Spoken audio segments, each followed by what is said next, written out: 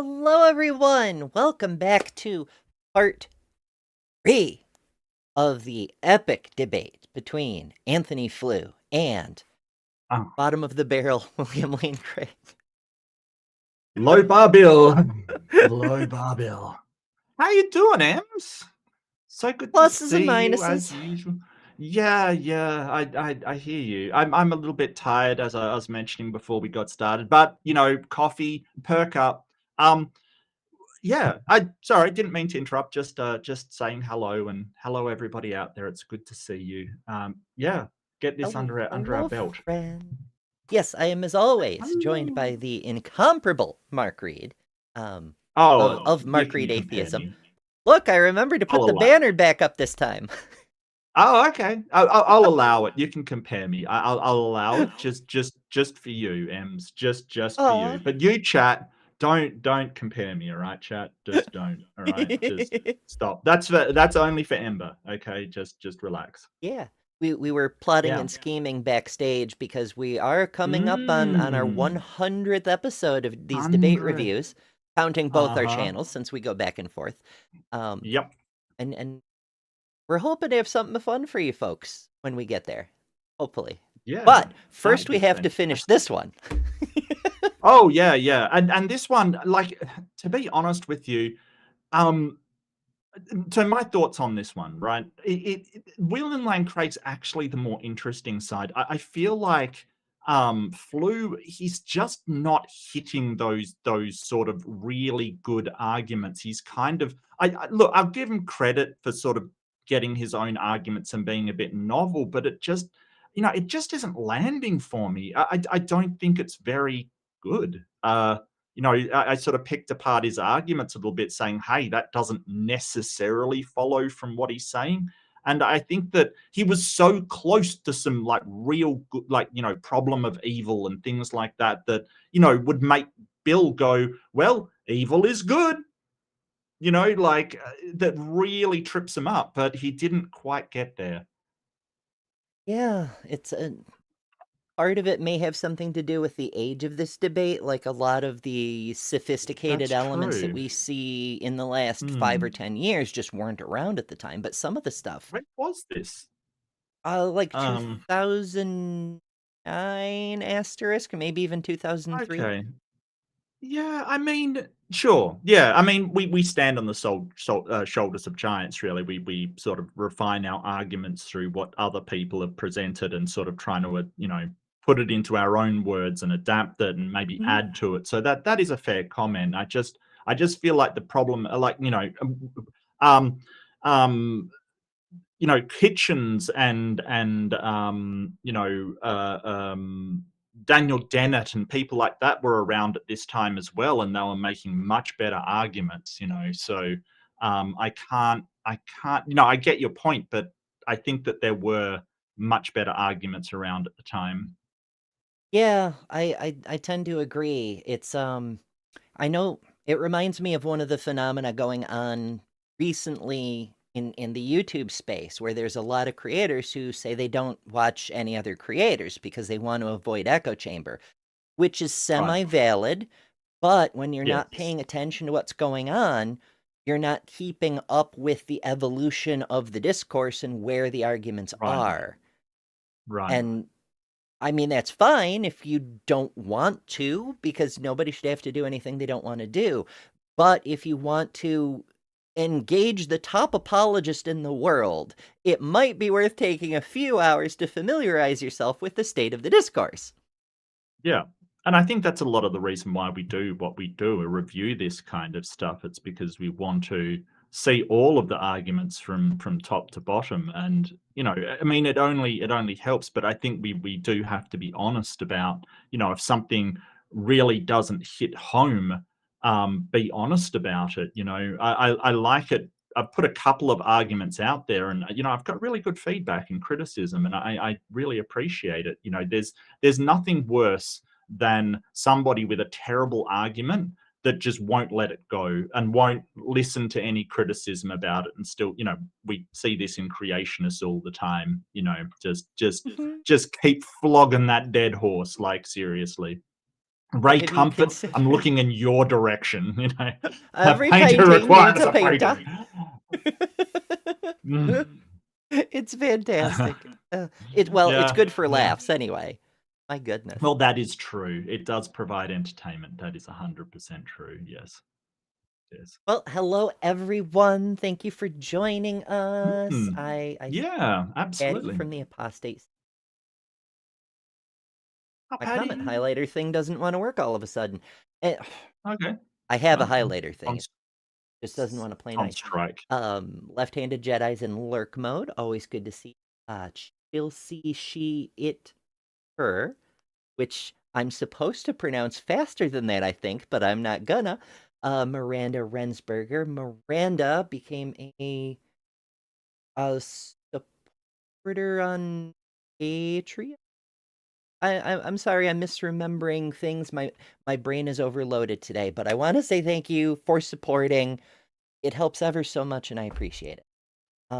Yeah, I of course absolutely. is plotting and scheming. Rembrandt's here and interpretations. Good to see all you folks and everybody else who's rolling in the future. If you would like to join, folks, and participate in this lovely side chat, which gets pretty interesting sometimes, do be sure to subscribe and ring the bell for notifications. I go live relatively frequently these days, but we always do these debate reviews either here or on Mark's channel around about this time. Yeah. Saturdays, 8 p.m. Eastern, or I guess it's 8 a.m. where you are, Mark, on Sundays Yes. ish. Yes. Time Yeah, no, zones are a dick. it depends whether it's like what time of the year it is as well. So it'll go back up to 9 o'clock in my morning because we don't have daylight savings because we're rational human beings that don't Yeah. need to change time. Yeah, and Maya raises a good point. Give Ember money. Yes. Yeah, please help Ember. Ember is definitely a valued member of the community and absolutely deserves it. And what happened was not her fault at all. And indicative of the sort of hate that we're seeing in America. So horrible, horrible, horrible, horrible. But actually, I was talking to um, Trevor from Believe It or Not and Justin over at BahaCon last night.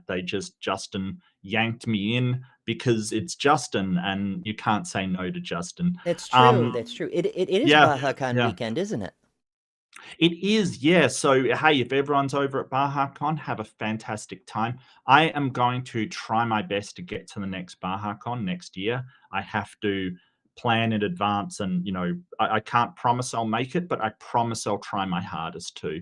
That's really what I want to do.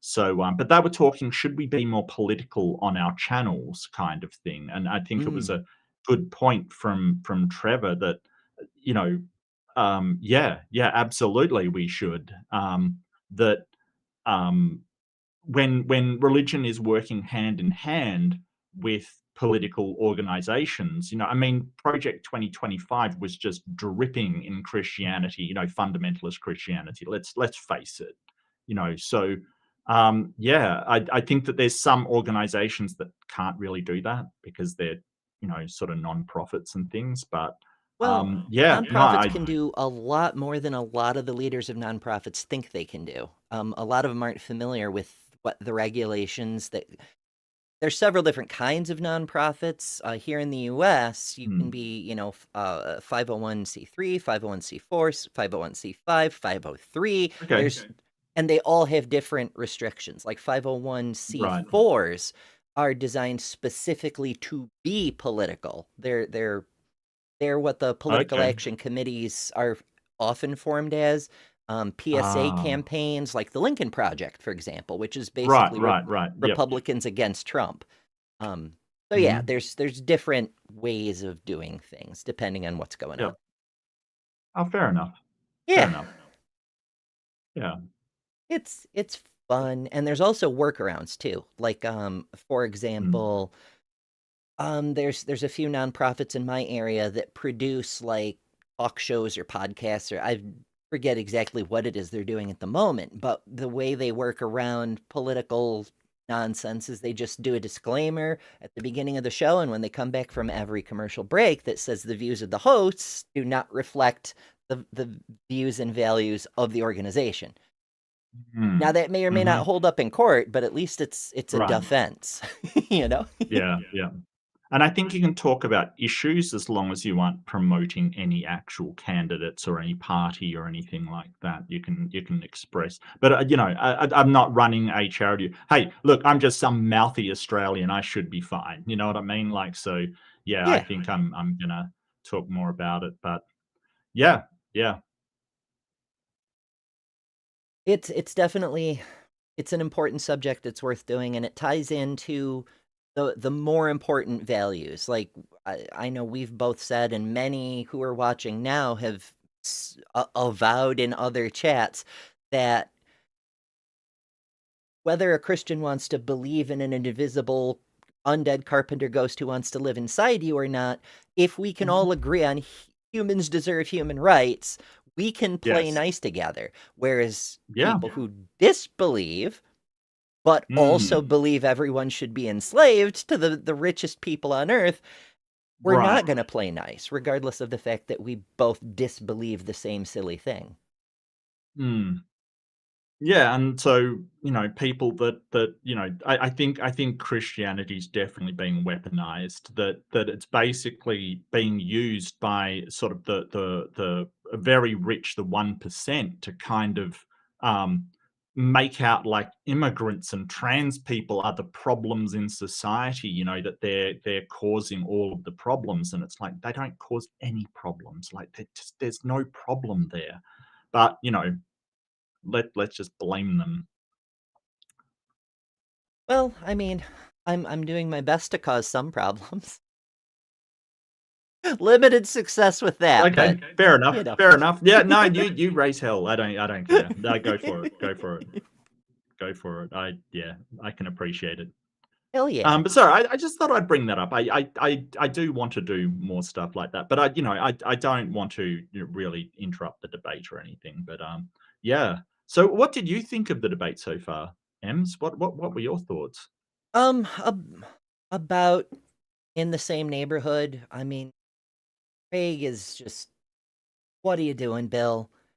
It's the same arguments that we Yeah. hear that we heard in the debate against Hitch, not quite as well put forward, possibly stretched out because he's got to fill time, and he's doing all the nonsense that he should know better than. I mean, Flew is not being super impressive. Some of his arguments aren't holding together well. He's making a few fallacies, but Bill is like made of fallacies, and it's driving me crazy. Like the argument from Consequences seems to be his favorite thing this evening. But Mhm. Yeah. you know, emoji. What about emojis? There should be a rhetorical emoji if you don't want your question answered, because you're talking to a chat. The Trump emoji. Oh, that one's good. Yeah, the clown emoji. There you go. There Oh you go. yeah. Yeah, yeah, Until yeah. we open up a new emoji slot on this channel. Which, if you want to, Okay. play with all the fun custom emojis, including get a vote on new Mm. emojis when they open up. Here's a random selection of a few. Members can do that, and memberships start at just 99 cents. That's just for the emojis, if that's all you want to play with. But there's higher levels if you want extra stuff, like a crap ton of exclusive Mm. content, a lot of videos that you can't find anywhere else, plus access to new videos when they're produced at least a week before they go live to the public, and other assorted goodies. Even do member streams from time to time for Have you those higher given out levels. your freebies this month? Because it's very I early in did the the month. first round. I'm saving the second round for Okay. my birthday party. Oh, that's a good idea. Yeah, yeah, yeah. Okay. I thought it might be Yeah, wise, okay. yeah. I shouldn't ask. You are way more organized than I am, quite frankly. I really shouldn't ask. Hey, sometimes I Um, forget. I can yeah, forget things. yeah. In fact, my head it's still made of meat, and sometimes it malfunctions. The old meat computer. Mhm. Sometimes this is, it blows a fuse. Yeah, I know that feeling. But yeah, I agree with you on your thing. I think that he's just appealing way too much to, oh, but if this is the case, then, oh, it just feels bad. It's just like, dude, seriously. I Mhm. totally agree with you. Uh-huh. Yeah, he should know better. Mm. Alrighty, Yeah. folks. There's probably more things I should say, Don't but forget to like and subscribe and oh share yeah, with a friend for more Ember goodness. Absolutely. yeah. What else? Invite people over. We've got a Yeah. I normally save the plugging for the end of the show, but there's, as Oh, Maya well, has noticed, there's different people at the front end of the show and the back end of the show. yeah, yeah, Tomorrow, yeah. I'm going to be guest weaseling on Bad Science Sunday. And in the Ooh, pre-show that I do on my channel that leads into Maya's, I have a Vatican time machine to look at. A I specific saw that. conspiracy nonsense. It should be so much fun. I hope you'll join Oh, us. dear. Yeah. Oh, I love the Vatican conspiracy theories. They're great, It's like the fact that they named their telescope Lucifer that just caused so much consternation above among the Protestants is just hilarious. Like they have you just seen their new logo or mascot rather? It's like an no. 11-year-old boy, scantily clad, Oh named no. Lucy. Oh dear. I can't even. I'm like, they're just. It was before the change of pope, so maybe they've scrapped that now. But it just, wow. Oh no. Lucy. Oh no. Wait, does he have a pitchfork? You know. I had Oh I. no, it's a staff. I thought it was a pitchfork for a Oh, second. No, it's a staff. that would be great Um, though. I've got a picture of it here if you wanna show it. I can show it for you if you want. See if I can figure out a way to do that. Okay, well, I mean, I'm gonna share it anyway. This I gotta off this on and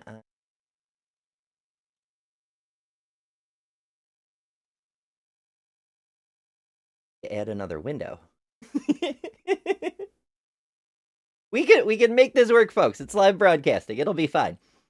It'll be fine. Yeah, We'll do it live. We'll do it live. yeah. Let's. Oh, okay. I already have a spot for a third guest. It's just not actually built into this particular scene. So we'll just put that up. Okay, yeah, that's the whole thing. Yeah, exactly, Jason. Do it live. Oh, Fuck, we'll do it live. There you go. exactly.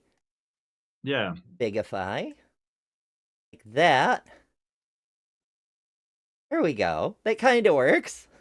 Yeah, that kind of works. But yeah, that's it. Like I don't know, like Vatican using creepy Japanese anime child is a bit weird. I thought that was a pitchfork. I was going to say, and why has it got shit on its boots? I Like was seriously, thinking whoops, I'm probably blood. swearing a bit early. Oh, that's it. uh, Oh, yeah. join That's us, Christians. Join mhm. us. One of us. One of One us. of us. It is a bit creepy, I gotta say. Oh boy. Yeah. Oh boy. Oh, is it a Yikes, girl? even. I don't know. Lucy. Um. Uh.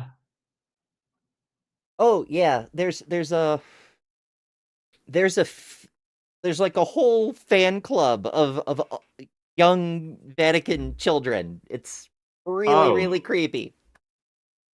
Okay. Oh, that's disturbing. Uh-huh. Apparently, there's people commenting that like I think it's a deeply evil symbol and should not be viewed. The name Lucy is very close to Lucifer, and she carries a witch's accessory. Crikey! How dare anyone have a What's walking the stick? what's the witch's? Oh, it's the walking stick, is it? I assume it's I either that or the cross. well, no, I mean that's a rosary. That's famously not. Maybe gum boots or like rain boots. Maybe a raincoat is a witch's accessory. You know. Oh, because a raincoat is a euphemism for a forbidden object in Catholic. Oh no. Yeah. Oh Hmm. oh. Hmm. Wow. They get upset about the weirdest stuff, I gotta say, but the Catholic Church using a child as a logo is still Yeah, read the room, No. folks. It's not. Yeah. No, no, Yeah, no, you're no, no. not. No, no, no, no. That's terrible. Oh goodness. Speaking of terrible things, we Uh-huh.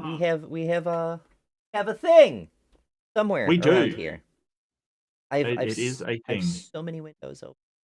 Not even Oh, shit. I now gotta now we're under the wrong name. Now I'm Ember. I've taken you word. That's awesome. I am the Ember here. Ember and I better am than the Ember. Ember. I am yeah, that's true. I am the Ember now. That's fine. That's fine. I'm totally fine. Yeah, it's what could possibly go wrong? It's all good. Oh, and I've got to fix the freaking. I should have listened to me earlier and fixed the chat before we went live. I was like, "No, the chat will Ah, change size once we're live. Don't what's need to worry past about you know? That's future it." you's problem, which is currently present you. But, you know, Yeah, technical details. Ugh. technical detail. Adventures in OBS, folks. My goodness. Yeah, All right. so actually, they're absolutely right. Like, Miranda's right. They're not wearing pants, and that's disturbing, even more disturbing. So thank you for pointing that out. I'm even more disturbed. I mean, in fairness, I try to avoid wearing pants whenever possible too. I Well, mean, that is true. Yes, yes. it's just so when the things covering your legs, first of all, it's still summer up here. So like shorter things are much better. But anything that covers your legs that like is spinny is vastly preferable to things that aren't spinny. Spinny. What do you mean by spinny? Like skirts and things. Oh, okay. Gotcha. Yeah. Gotcha. Although I did track down I went to this thrift store the other day and I tracked down Mhm. a few different articles for very cheap and I found a pair of shorts. They're like knee-length shorts, but Yep. they have pockets, which of course is a big plus. But they're Mm. cute as hell and I'm like, yay. They Oh, they that's cost like wonderful. $4.99. So I'm like, I Are know they like sailing shorts or cargo shorts kind of thing? they're just jean shorts. I do like cargo Okay. shorts because more pockets, Yeah. but I have to go with what's I available at the thrift. I still have cargo pants and cargo shorts. I don't care. I like the pockets, like the just more pockets, more better, as far as I'm concerned. Absolutely. I actually I'm because I'm completely out of space in my place. I've been like removing shit from my room, and I've found stashes of pre-transition clothing, and I've got most of it like boxed and bagged and ready to go donate. At least the stuff I found so far. But I've hung Mhm. on to one pair of cargo shorts for Nice. comparison purposes because when I put those on and I like have to hold the waistband up, I could fit another me into those shorts, and that makes me Wow. feel pretty good. Yeah, yeah. Well done. Well done. But yes, my pockets are the best freaking thing. Ah, even my Yeah, kilt has I'm pockets. like, it's so stupid that they don't make pockets for women, like, and when they do make pockets, they're fake pockets. It's like, Oh yeah, why? fake pockets are Like, why? they piss me. I I don't actually like, why not just if you're gonna make fake pockets, why not just make a real pocket? Like, I don't right. like, I don't understand. It's maddening. Yeah. I do. Yes. Yeah, I'm right there with Stop. you, Miranda. That's my Absolutely. political Stop platform. fake pockets. Yep. It reminds me, my oldest, who's non-binary but was AFAB, um, put on a pair of jeans once and tried to stick their phone in the pocket, and it didn't come even close to like it didn't even go a quarter of the way in. And Oh, they said, "See, this is why we need feminism because this is bullshit." yeah. Like, Yep. yeah, you're not wrong, child. Mhm. Anyway, I do digress. We Shall we start the thing? I think we're Yeah, moving sure. into I'm happy to. The okay. rebuttal by it should be Flew's rebuttal. We sort of Yep, spent a lot of Flu's time on, um second rebuttal? Maybe yes, it's his second first. rebuttal. Yeah. No, no, it's definitely the second rebuttal. William Lane Craig just did his second rebuttal, so I think it's, the second for Flew. Yeah, and for any of you who haven't been keeping up, first of all, the previous installments of this debate are linked down below in the description, both parts one and Yep. two. But this debate is formatted with like 20-minute openings, 15-minute rebuttals, and then decreasing increments until they get to their closing state. So it's just rebuttals back and forth, and they have smaller and smaller increments, which could make it fun. We'll see how it Mm. goes. Alrighty, let's hit it and see what happens. Selection of these things. Immediate experience. We need a distinction between two senses of that word experience. There's the philosopher's sense, in which things like dreams, visions, hallucinations, and the philosophers say sense data are experiences. And there's experience of things where a person who's had experience of things has actually had dealings with them. Now, it seems to me that for people to say that they've had experience of either the Christian God or of Shiva the Destroyer or of any other god. Okay. This was in relation to William Lane Craig. So at the end of his last rebuttal, he kind of said, "Well, I've experienced the Christian God directly," kind of thing, and that's one of his main things. When he sort of William Lane Craig will do this when he gets cornered in, well, you can't say that it's your god or it's this other god, and really gets cornered. He goes to, well, I've had a direct experience with God, so that makes it okay. And he's saying, well, there's two types of experience, and I think he's talking about um, sort of conceptual or what we'd call spectral experience, dreams, visions, hallucinations, like he's talking about, an actual, I have experience talking to Ember, like I can, empirical is what he's trying to get at. But I think he's not saying it very well. But I forgot that William Lane Craig had done that um, that retreat to, well, I experience God, so haha, atheists. Yeah, it's his Bailey within the Bailey. Once all his bad arguments crumble, Right. he just goes, "Well, I mean, I've met Jesus personally, though, so Hmm. shrug." Like that's not Yeah. cool. Demonstrate him to me, then. Right. Pull back the curtain and show me your God. Well, no one's arguing he hasn't had an experience, but there's been a ton of people who have had experiences that weren't real. I mean, you know, if you drop acid, you're going to have an experience. None of it's going to be real. Just saying. I don't know. It's frustrating because I've had experiences Mm. that left very real memories of the experience that I have better reason to believe are not real than were real. Mm. Like for example, one time when I worked as a repossession agent, I lived about 45 minutes away from work. I did a 24-hour shift and I was very, very Oof. sleepy. Driving on Yeah. my way home, I kind of zoned out into autopilot mode, and I there was a Jeep driving on the highway in front of me. Intellectually, I knew it was a Jeep, but my eyeballs kept trying to tell me it was a giraffe going at 65 miles an hour down the highway. It just looked Right. like a giraffe to me. So I Yep. experienced Sure. this very fast giraffe on the highway, even though I have very strong reason to believe that was actually just a hallucination.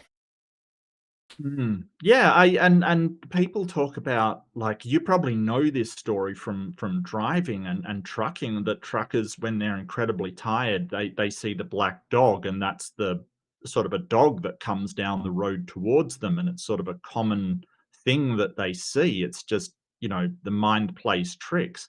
But what's interesting is these people, when you say, well, how have you interacted with this God? What have you actually, what is the experience that you've had? It gets pretty vague. You know what I mean? Like, well, I haven't talked to him, but I've got a feeling from him. And it's like, well, getting back to how you know it's a god is something, and I just have to mention, we have had a captive desk raid.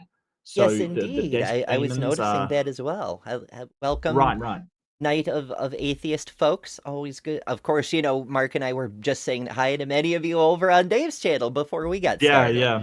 So yeah, good to see you all again, I suppose. And Mm. also, thank you to Dade Murphy, who sends a super chat for $5. Thank you so much, Dade. Dade says, excuse me. I have no idea what Jesus looks like, nor how I would ascertain what Jesus looks like for a comparison. Which is a pretty solid point. Like, That's fair. I mean, we don't even have a consensus among Christians as to what race the man was, even though he grew up in Palestine with Palestinian Yeah. parents. But I mean, some people make an argument that he's actually African, and some people have a pretty strong case for it. And of course, the European churches all insist that he was actually white and It was white. delightsome Yeah. for some reason. And I mean, there's a tomb Caucasian of for Jesus. some reason. Yeah, Yeah. yeah. The only tomb of Jesus we know about is in Japan. So, Yeah. So yeah, how do we even know what he looks like? How do we know? How do we know it isn't a demon tricking us and saying, "Oh yes, I am the real Jesus, though. Behold all this Right. bread I can produce," or whatever. And how do you know that guy in Queensland, Australia, who's claiming to be Jesus isn't actually the real Jesus? Like boy. Yeah. We need more. We need better epistemology. Oh, for sure. Better critical thinking. Well, that's illegal in this country. Look, it won't be long, will it? Wow. Yeah. I mean, that's exactly why they want to give education to the states and not have a consistent curriculum across the board. It's because, some of these people in the high up, they like their population stupid. Mm-hmm. It's a long-term strategy because they know that's the only way they can ever win anything. But I digress. Yeah. Well, it's as Thomas Hobbes said, if someone tells me that God spake to them in a dream, why should I not say that they dreamed that God spake to them? I have no doubt at all that Dr. Craig's experience appears to him to be that. But this is a matter in which the subject's testimony is not authoritative. Of course it's authoritative if we're asking whether they had the experience in the philosopher's sense. The honest testimony is the last word. But when someone says they had an experience of dealing with cows and so on, that means they've actually had dealings with real cows. Well, not necessarily, because, I mean, first of all, people have dreams with animals in them. There's whole guidebooks on interpreting dreams based on that. But, like, say, as many of you know, I grew up on a farm. Because I was dealing with the animals so very often, many nights I would dream about the damn animals. And other people count sheep before they to try to fall asleep. There's no reason you can't count cows. There's all sorts of other things. Sheep, chickens, pick your barnyard animal. Yeah, like moor hens, for example. Fancy chickens. Is that like swamp hens? It's like a double reference. It's what John the Skeptic says over in his channel. Lisa the rainbow giraffe, leaf be upon her, moor hen. He's talking about the fancy British chickens, moor hens. But also because a new episode of Holy Spirits came out today, Dr. Ben's show, where he has people tell drunk history Bible stories, and it's freaking hilarious. And Ben went a little overboard with over-enunciating the difference between moorhen and moorhen. And so I'm also kind of referencing that. So I get two references for the price of one. Yes. Yeah. Cool. Oh, yeah. Efficient. Yes, I try to be efficient whenever possible. And if you're not subscribed to Holy Spirits, you probably should be because it's hilarious. And also, I'll be doing an appearance on Holy Spirits soon. TM myself. We're recording tomorrow. But I don't know how long it'll take Ben to edit. It depends on how funny I am and how drunk he gets. So we'll see. But that'll be forthcoming at some point.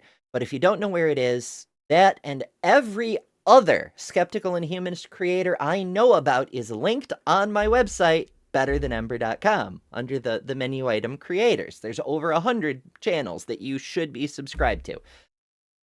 So yeah. So much for the appeal to religious experience. I was deeply unimpressed by my friend John Hicks's book about experience of God, in which he never confronted this obvious difficulty. Anyway, then whatever begins to exist has a cause. Yes, absolutely. This is not a truth of logic, however. This, like the principle that every event has a cause, is an experienced truth within the universe. And it is wholly arbitrary and prejudicial to think, oh, well, clearly the whole universe must have had a cause, so we now look for it. Then... Yeah, this is another argument that's been coming up a lot recently, partly because Craig continues to regurgitate it no matter how many times it gets debunked. But TLDR, there's two huge problems. I mean, there's lots of problems, but there's two huge problems with that first premise. The first is that it's a composition division fallacy. Just because things within the universe seem to require causes does not mean that that trait is true of the universe as a whole. We don't know whether that's true or not. You can't just assert it. The second is that it doesn't work even if you try to grant it, because as we know from the laws of thermodynamics, neither matter nor energy can be created nor destroyed. So since they can't be created, they don't begin to exist. And so there's no cause, according to Craig, and that leaves you with a bit of a problem with his theorem there. But like I said, there's a gazillion issues. Oh yeah, and there's a problem with begin to exist because nothing really begins to exist in the way that Dr. Craig is suggesting. Things just change state. Like, at what point did I begin to exist? Like at conception, when I was born, when my brain developed. Things really, there is this demarcation problem of when something begins to exist. So, it's more like, and look, Grayson Hawk did a fantastic video on this, like debunking Dr. Craig, highly recommended, that we really don't see things begin to exist in nature and in our world around us. What we see is things change from one state to another, and that's all.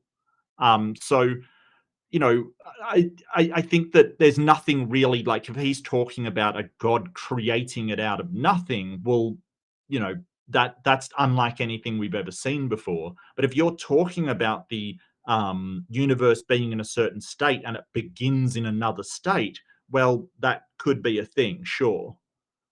But that's just a change of state. Yep, change of state. And also, it's worth noting that begin to exist part, that begin word, that's Craig's contribution to the argument. He put that in there specifically to get around having to special plead for his God. Because if you don't have the begin part, then you have to say, well, where did God come from then? If everything that exists needs a cause, what's God's cause? And what's the cause of that cause? So Craig thought he was so brilliant, he put begin to exist in there. The same way people like Frank Turek say, well, we all know it's wrong to murder babies for fun. He has to put the for. Whenever there's a weird parenthetical in a statement like that, you have to wonder why that's there. It's because according to the morality that Frank peddles, and Craig for that matter, if God says go kill babies, then it's morally good. It's only if you decide to do it for fun that it's wrong. Which is disgusting, but here we are. Yep. Persons. Why do I have difficulty with the idea of an incorporeal person? Well, if I was asked to explain the meaning of the word person to someone who didn't, I'd point around the place here. And if someone said a person has called at the house, they would think that someone had called.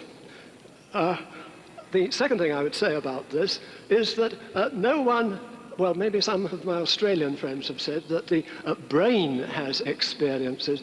I think the conscious experiences are experiences of a material thing, namely a person or material object, I should say, but a material object. They are Why is he of a picking on Australians? I Like, know. I'm like, what was does that? Australian have to do with this? And why is he I don't know. complicating this sentence? He's like making Oh. Damascus steel out of this thing. He's layering back and Right, like, right. just spit it out, Anthony. Or Antony, Yeah, my bad. Is he talking about Ken Ham, maybe? Is he had a fight with Ken Ham and, you know... Because so this idea of dualism, right? This idea of body and spirit and mind, basically. It's like, okay, well, you can have that belief, but if you can't demonstrate, show, have evidence for, or in any way, like, sort of have anything to show that their soul actually exists, why are we believing it exists? Because your book says it does. But, why would we believe that? Book said a thing. I think it was Brian Cox that sort of said, he's a physicist. He said, like, we have investigated cells down to, the particles that they're comprised of. Like, if there was a soul, we would have found it by now. And I think that's a very good point, that when these, scientists started investigating, how they were expecting to find things like a soul and things like that, but nobody did. Like, I don't see why I would believe in something that, not only can I not see, but there is not one shred of evidence for. Yeah, the closest we've ever got was what do they call those experiments? It's named for the weight. It's based on a dude who had Oh, criminal yeah. people lay on a scale, and Yeah. then when they died, they got like certain amount of grams lighter or some stuff. But attempts to reproduce that experiment found, nope, that doesn't actually Yeah. happen. No. And people lose weight as they decompose anyway. That's just a thing that happens, So it's People break down, unfortunately. Yeah, actually, I discovered through weight loss processes and whatnot that the majority of the mass we get rid of, it's respirated out, right? Like, it's carbon dioxide exchange. We have to metabolize it and then breathe it out. Like, and that's so frustrating when you're like trying to lose pounds and you're breathing out, moles. And I'm like, damn it, Yeah. body, metabolize faster. Human being, or in some cases of animals. And then about the tortures of the damned being self-incurred, so that's all right. Well, in any ordinary court that was confronted by a defendant who pleaded guilty and who What is happening? So we could hear some protesters having a fun time in the background. Maybe that's why Anthony's having such a hard time, because there's somebody's moving metal chairs and screaming, and it may be What the throwing him hell? off a bit. I can't really blame him on that one, depending on what No. it is they're shrieking. I'd probably try and make a joke out of it, kind of thing. Like, okay. This is weird. This is just weird. Like, I often see, like, didn't people applause and they asked them to hold the applause? What are the moderators doing? Yeah, well, the moderator on stage may not be able to do much about the people getting without interrupting anyway. He could interrupt and be like, "Hey, can we, like, act like grown-ups maybe?" But I don't know. Maybe Yeah. he'll get involved. We'll see. But I'd hope that even though it's a university setting, they'd have some kind of security in case something happened. I don't know. You would think so. Crusades for Christ on campus took their name a bit too seriously there. Charlie Kirk's people are Yeah, Charlie raising a Kirk. fuss. Oh no. Could that guy get humiliated any more recently? Wow, what an idiot. Oh yeah, it's been kind of fun to watch, but you know. Yes. Yeah, Charlie Kirk goes to Oxford and tries to mix it with the actual, Oh intellectuals is yeah. hilarious.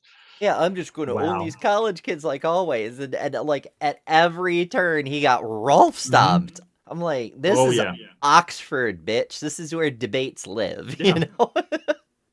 Yeah. That's right, Liam. I'm no longer carbon neutral. I'm no longer a carbon sink. I'm getting rid of as much organic molecules as quickly as I can. Sort of. But that's a whole other story that I'm not getting into right now. Yes. Well, I wish I was shouting. Yes.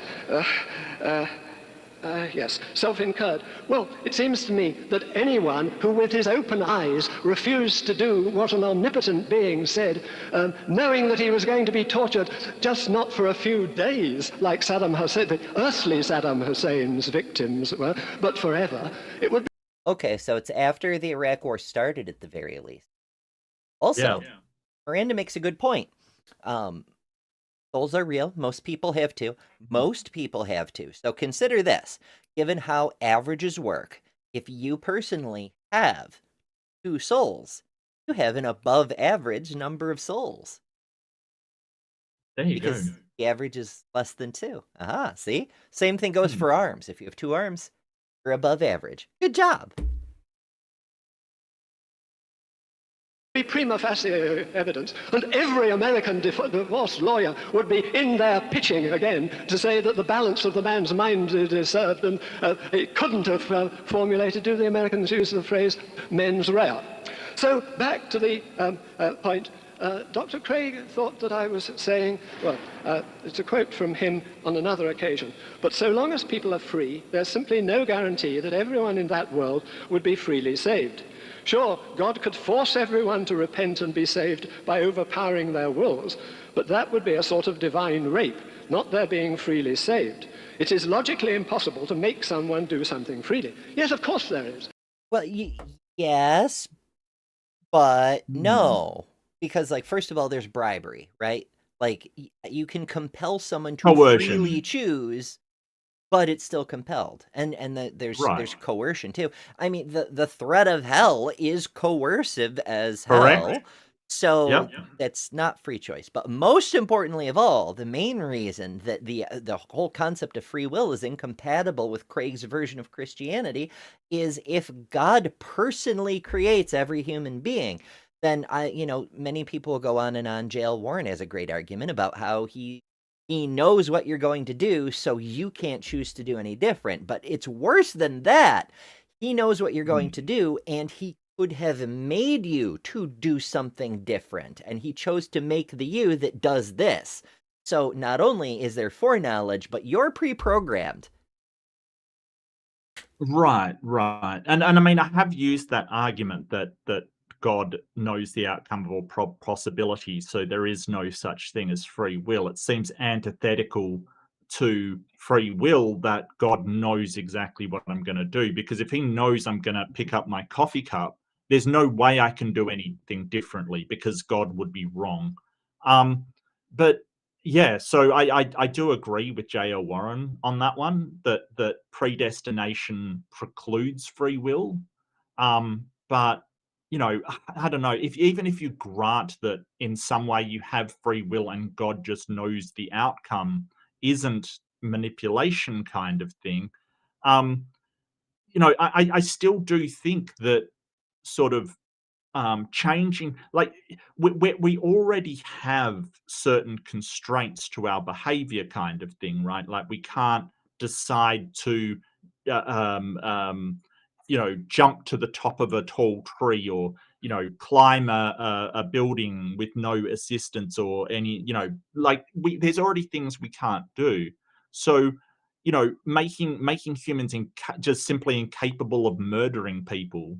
There's no reason why God couldn't do that, and then you still have free will on top. Yeah, yeah, that's another really good point, is our even within the bounds of what we're free to choose to do, it's still restricted by what we're able to do. Like, Correct. I Yeah. wanna fly. I do my Exactly. best Yeah. with technological adaptations. I keep a drone with a camera so I can, like, see where it's going. It's close, but it's not the same. I don't feel the wind through my hair at, 15 kilometers per hour, whatever the drone's doing. Yeah, like, I can't just choose to do that. So we're limited, and there's other ways we could have been limited and still have what version of free will we possess. Right. And I think that's his point. Now, there might be, I think there is something there to it. I do think that you can make the argument, well, if God just restricted our ability to harm each other, for instance, and that would be a much better world kind of thing. And I think there is something there. But at the same time, I think there is a distinction between physical limitations and moral limitations, like what you can't do morally, or moral necessities. So yeah, I'm a bit undecided on this one. I really am. Yeah, it can get complicated, but Hmm. suffice it to say, there's three different perspectives on why free will does not work with Craig's version of God. Right. But I didn't say that God should coerce people, force them to do it. I said that God, an omnipotent God, could be able to make people such that they would freely choose. Now, But he doesn't do that. Witness, for example, in Right. Exodus, when God has to override Pharaoh's decisions, causing him, despite his free choice, to do something else so that Moses can get the Mhm. rest of the plagues off. It's literally, he interferes, he deus ex machinas the plot Yep. so the movie can happen. Yeah. Yeah, and he overrides what Pharaoh's choice was, because it clearly says that Pharaoh wanted to let them go, but God hardened his heart, basically changed his mind. So I think that's a much better argument than what he's making. Hey, the Bible even says, that God overrides free will. So if he's going to override free will to keep people enslaved, why doesn't he override it to let people go out of slavery?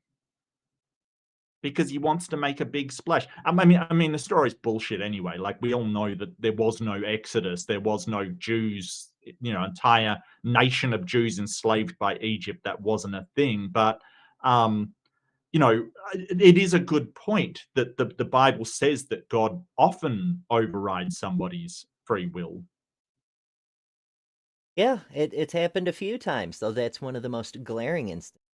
But also, Mm. this is a bit of a red herring, because the point of this debate, the topic is, does God exist?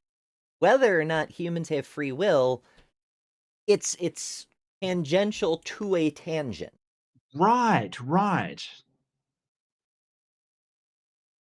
I I get think that he's just it trying to show the logical impossibility. The entailments show a logical impossibility. I just think there's way better ones. Like, the problem of evil is a way better logical paradox and a problem than this one is. Like, whether we have free will or not. Like, I think going on to, well, there's evil in the world and a benevolent God would stop that, or just not turn a blind eye to it. That is a way better attack on the logical nature of God. Mhm. And there's several other options as well, but the problem of evil, it highlights central contradictions. Hmm. It's Yep. at least worth bringing up. you may say, this is the doctrine of predestination. And of course, only Calvinists believe that. Not true. This view that it made perfectly good sense to say And indeed, it was the truth to say that God guided the wills both of the saved and the damned is found in, for instance, Aquinas. I quote, I've got a lot of quotations here, but still we'll stick with one. God alone can move the will as an agent without doing violence to it. Some people, not understanding how God can cause a movement of our will in us without prejudicing the freedom of the will, have tried to explain authoritative texts wrongly. That is, they would say that God works in us, and to wish and to accomplish means that he causes in us the power of willing, but not in such a way that he makes us will this or that. These people are, of course, look you, opposed quite plainly by authoritative texts of Holy Writ. For it says in Isaiah, quote, Lord, you have worked all our work in us. Hence we received from God not only the power of willing, but its employment also. Calvin, of course, and We're going as wordy as fucking possible. Apparently, it's my goodness. We're in the weeds now. Like seriously, I sum it up, Flew. Like seriously, just give an overview. Like you don't need to do like a paragraph from each of their dissertations. Like seriously, my guy. People don't want it. Like, and here's the thing. Hey, wasn't there a passage in like Revelations that said that God would send a powerful delusion to like trick people? Oh yeah, and the lying spirits. The lying spirits might be Yeah. in Isaiah. And although I may be saying that because he just mentioned Isaiah, and now my brain's trying to run through like wasn't Oh no, Isaiah it the was one who predicted that Tyre would never be rebuilt? And it yeah, immediately that was. was Isaiah. Yeah. No, I'm thinking of Second Thessalonians. For this reason, God sends them a powerful delusion so they'll feel the light. So, when free will's concerned, if you are a God sending, or you're going to send people at the end of the world, a delusion, like how is that not changing their free will? Like you're sending them a vision that's, like a false vision or something. I don't know how that's not interfering with free will. Yeah, it's a Cartesian demon, except it's fucking God doing it. Unless, of course, Right. God's been lying this whole time and he is actually a demon, which would make a lot more sense given how he behaves in the Bible. And Oh, he's that's been true. lying to his believers all this time. Luther too Yeah, maintained Alex. substantial. Oh, what's that? I'm just Oh, saying, yeah, Alex. Alex says weeds. Bro's leading an expedition to the Congo at this point. And I have to agree. Yeah, no, he's neck deep and sinking fast. I gotcha. yeah. There we go. It didn't want to load for a second. Oh, I have so many windows open. My poor computer. But yeah, for sure. But one other thing that's Jester said the super chat Yes. for $5. Thank you so much, Jester. And says, always on about these tangents. But do you show receipts? No. You teases. You need spicy pics from the cameratologist. Is that a thing? Pixar didn't happen. And I'm stealing that, by the way. Cameratologist. I only have an older Sony in reach right now, but I am an actual cameratologist. I was just yesterday, in fact, I was doing. They're trying to the local theater is producing a show called Blithe Spirit, and they thought it might be fun for promo reasons to have a ghost hunt at the theater, and so they had me come and video the ghost hunters doing their thing, and so I was just doing cameratology yesterday. Yeah. I mean, did you find any ghosts? Sadly, no. But apparently, I myself am spiritually, supernaturally, quantumly hyperactive or something. Because when I was testing the microphone on my camera, I snapped next to it to see whether the levels registered, and they did that thing where they have the flashlight that turns itself on and off, and when I snapped it, made the flashlight turn on. So I myself am a ghost, apparently. Yeah, either that or psychic in some way, maybe. I don't know. Does that count? Yep. Essentially the same position. But to his great credit, we need to take special note of Luther's insistence that this total divine control abolishes none of the familiar humanly crucial differences. Thus, in his De Servo Arbitrio concerning the enslaved will, he wrote, quote, "I did not say of compulsion, a man without the Spirit of God does not do evil against his will under pressure, as though he were taken by the scruff of his neck and dragged into it. Is like this a thief or poetry footpad." slam? Is a fucking, like, here's the thing, okay? Here's the thing that's annoying me. This is a rebuttal, right? This is one of Flew's points. It's one of the points that he brought up. And don't get me wrong, I'm not opposed to him reiterating a point and pushing back on something that Craig said. But really, he should be attacking Craig's points. And he started out that way by saying, hey, you know, there's a problem with the way you say the universe has begun to exist and how it's being framed. But now he's just onto this point that doesn't, like, even if like, we don't have free will and everything's decided by God, it doesn't disprove the God. Like, I just don't know why he's on this. Like, okay, yep, make a point of it, sure. But should you dedicate your entire goddamn rebuttal to it? No. This isn't the killer shot you think it is, mate. Yeah, just make your point and go. On to the next thing. There's other things. There's so many other things. Oh. Being dragged off against his will to punishment, but he does it spontaneously and voluntarily. Right? But again, to his credit, and unlike Aquinas, the reformer was appalled by the so pellucidly perceived implications. And his response was, the highest degree of faith is to believe he is just, though his own will makes us proper subjects for damnation, and seems, in the words of Erasmus, to delight in the torments of poor wretches, and to be a fitter object for hate than for love. If I could by any means understand how this same God can yet be merciful and just, there would be no need for faith. So, Luther. It's a fair point. I wish Luther? he'd gotten to Yeah. it sooner. If this God could be merciful and just, there'd be no need for faith. But also, this is why we don't let two philosophers debate each other, because Flew is also a philosopher.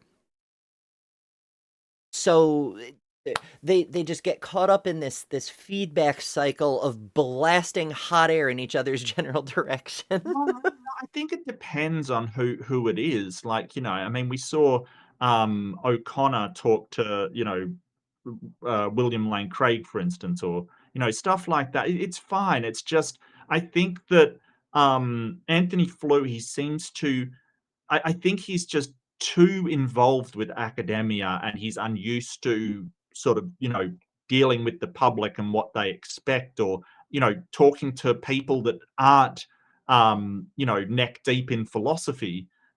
Nobody's really going to understand what you're saying with all of this. But I think he's trying to undercut, because William Lane Craig is an evangelical, which means that ostensibly he's kind of from the Protestant line of Christianity, right? Like, the Catholic Church split into Catholic Protestants, and Protestants eventually became the evangelicals over in America. Some of them did. So I think there's several other some of them, divisions yeah, along the way. yeah. There's multiple other schisms that happened, but he's trying to undercut Luther, who Luther was the main cause of that split between Protestantism and Catholicism. But, you know, I feel like, okay, well, you're trying to undercut his particular version, but, you know, to a Catholic, it doesn't mean much. If Luther said, hey, God can be evil, big whoop. Luther's a blaspheming heretic, you know. They're not going to care. Yeah, I mean, that's the beautiful thing is, like, depending on this is why people like Frank Turek try to avoid nailing down their denomination, because when they're put in an uncomfortable spot, they can just be like, well, the people who say that are heretics. Right. And they will go back to a nebulous, and I bet that's what William Lane Craig does, like, because he kind of has already sort of done it, said, well, it doesn't prove, you know, that there is a God of some sort, kind of thing, you know, like, he really has that Mott and Bailey where he goes out to, well, it's the Christian God and it's the God that I believe in. But then he'll retreat to, well, it doesn't disprove any god. You know, it's like, well, that's not the one you're offering right now. It isn't like a deistic god that sort of started the machine in motion and then left. Like you're positing an actual one that you have experiences with. But you know, Yeah. Like you say you love this Jesus fellow. Introduce me to your boyfriend, Bill. Like just bring him over to dinner yeah, one night.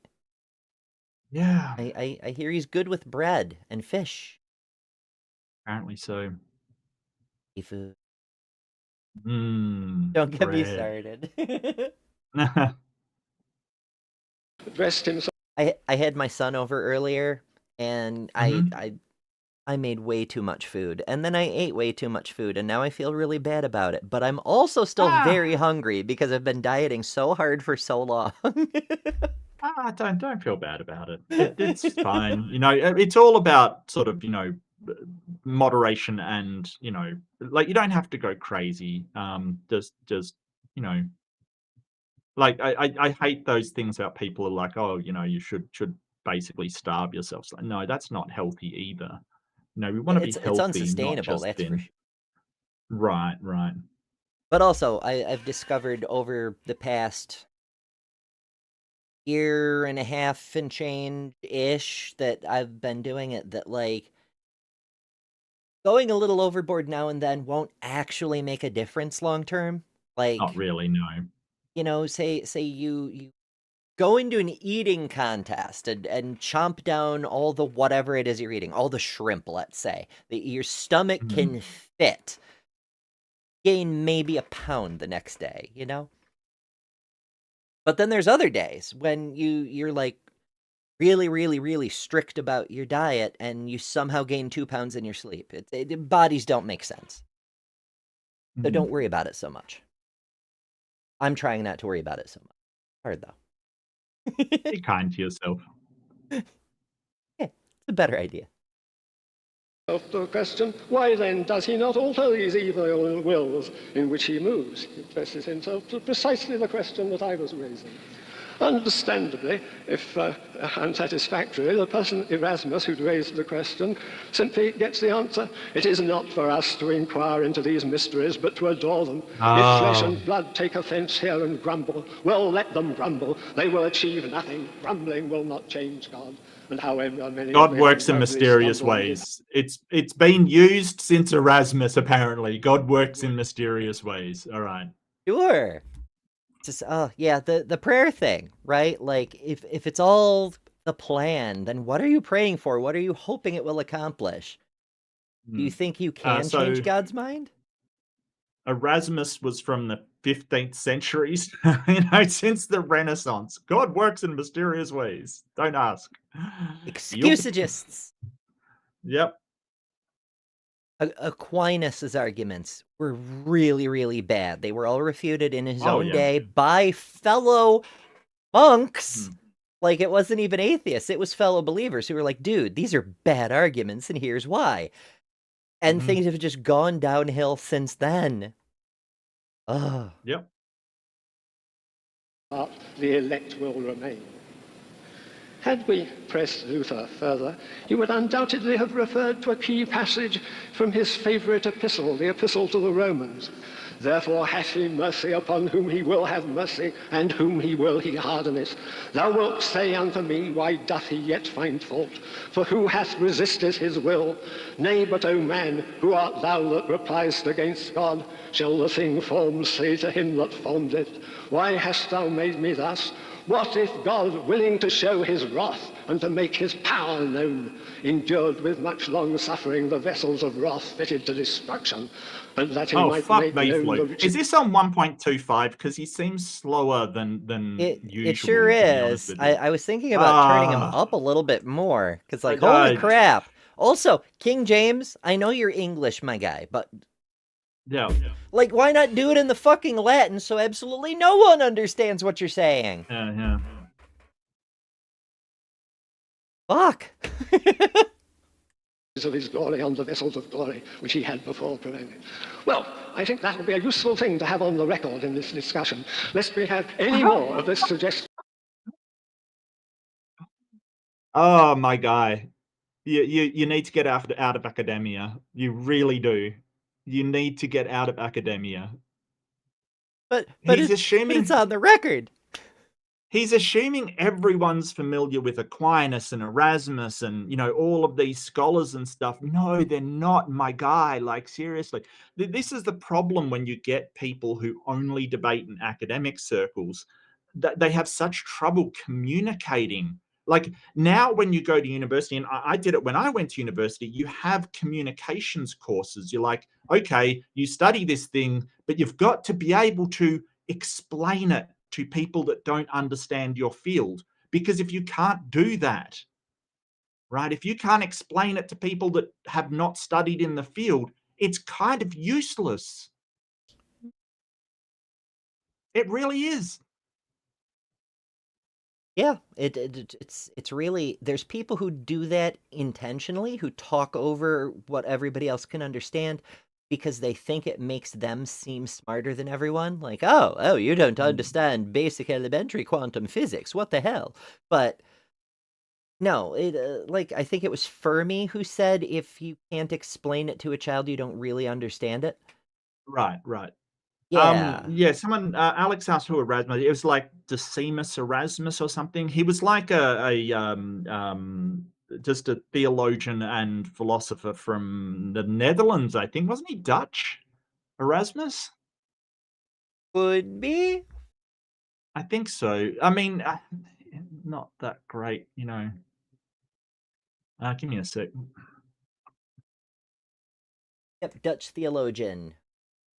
Yeah. 1536, date of death. No birthday. He was never born. He's eternal like God, but died in 1536. Wow. Wow. Uncaused mover. It's true. It's true. So he did outlive God by 1503 years. So there's that.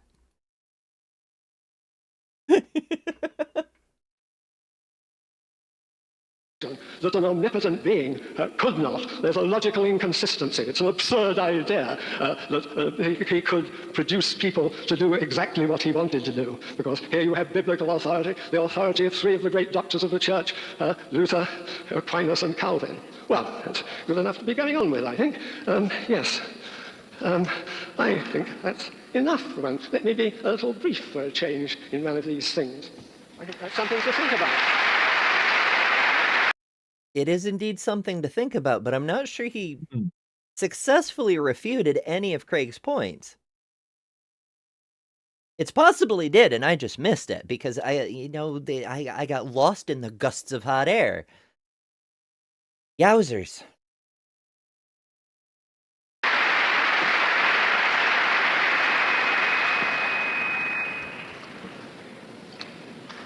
Let's review those three reasons that Dr. Flew offers for thinking that God does not exist. The first argument is that if God is omnipotent, then he should be able to make creatures such that they would always freely choose the way that he would like them to choose. And as Dr. Flew's last speech made very clear, he's presupposing here a Thomistic, Calvinistic doctrine of divine conservation and concurrence. Now bear with me, because this is a very subtle theological point. I do not agree with Thomas Aquinas on this issue.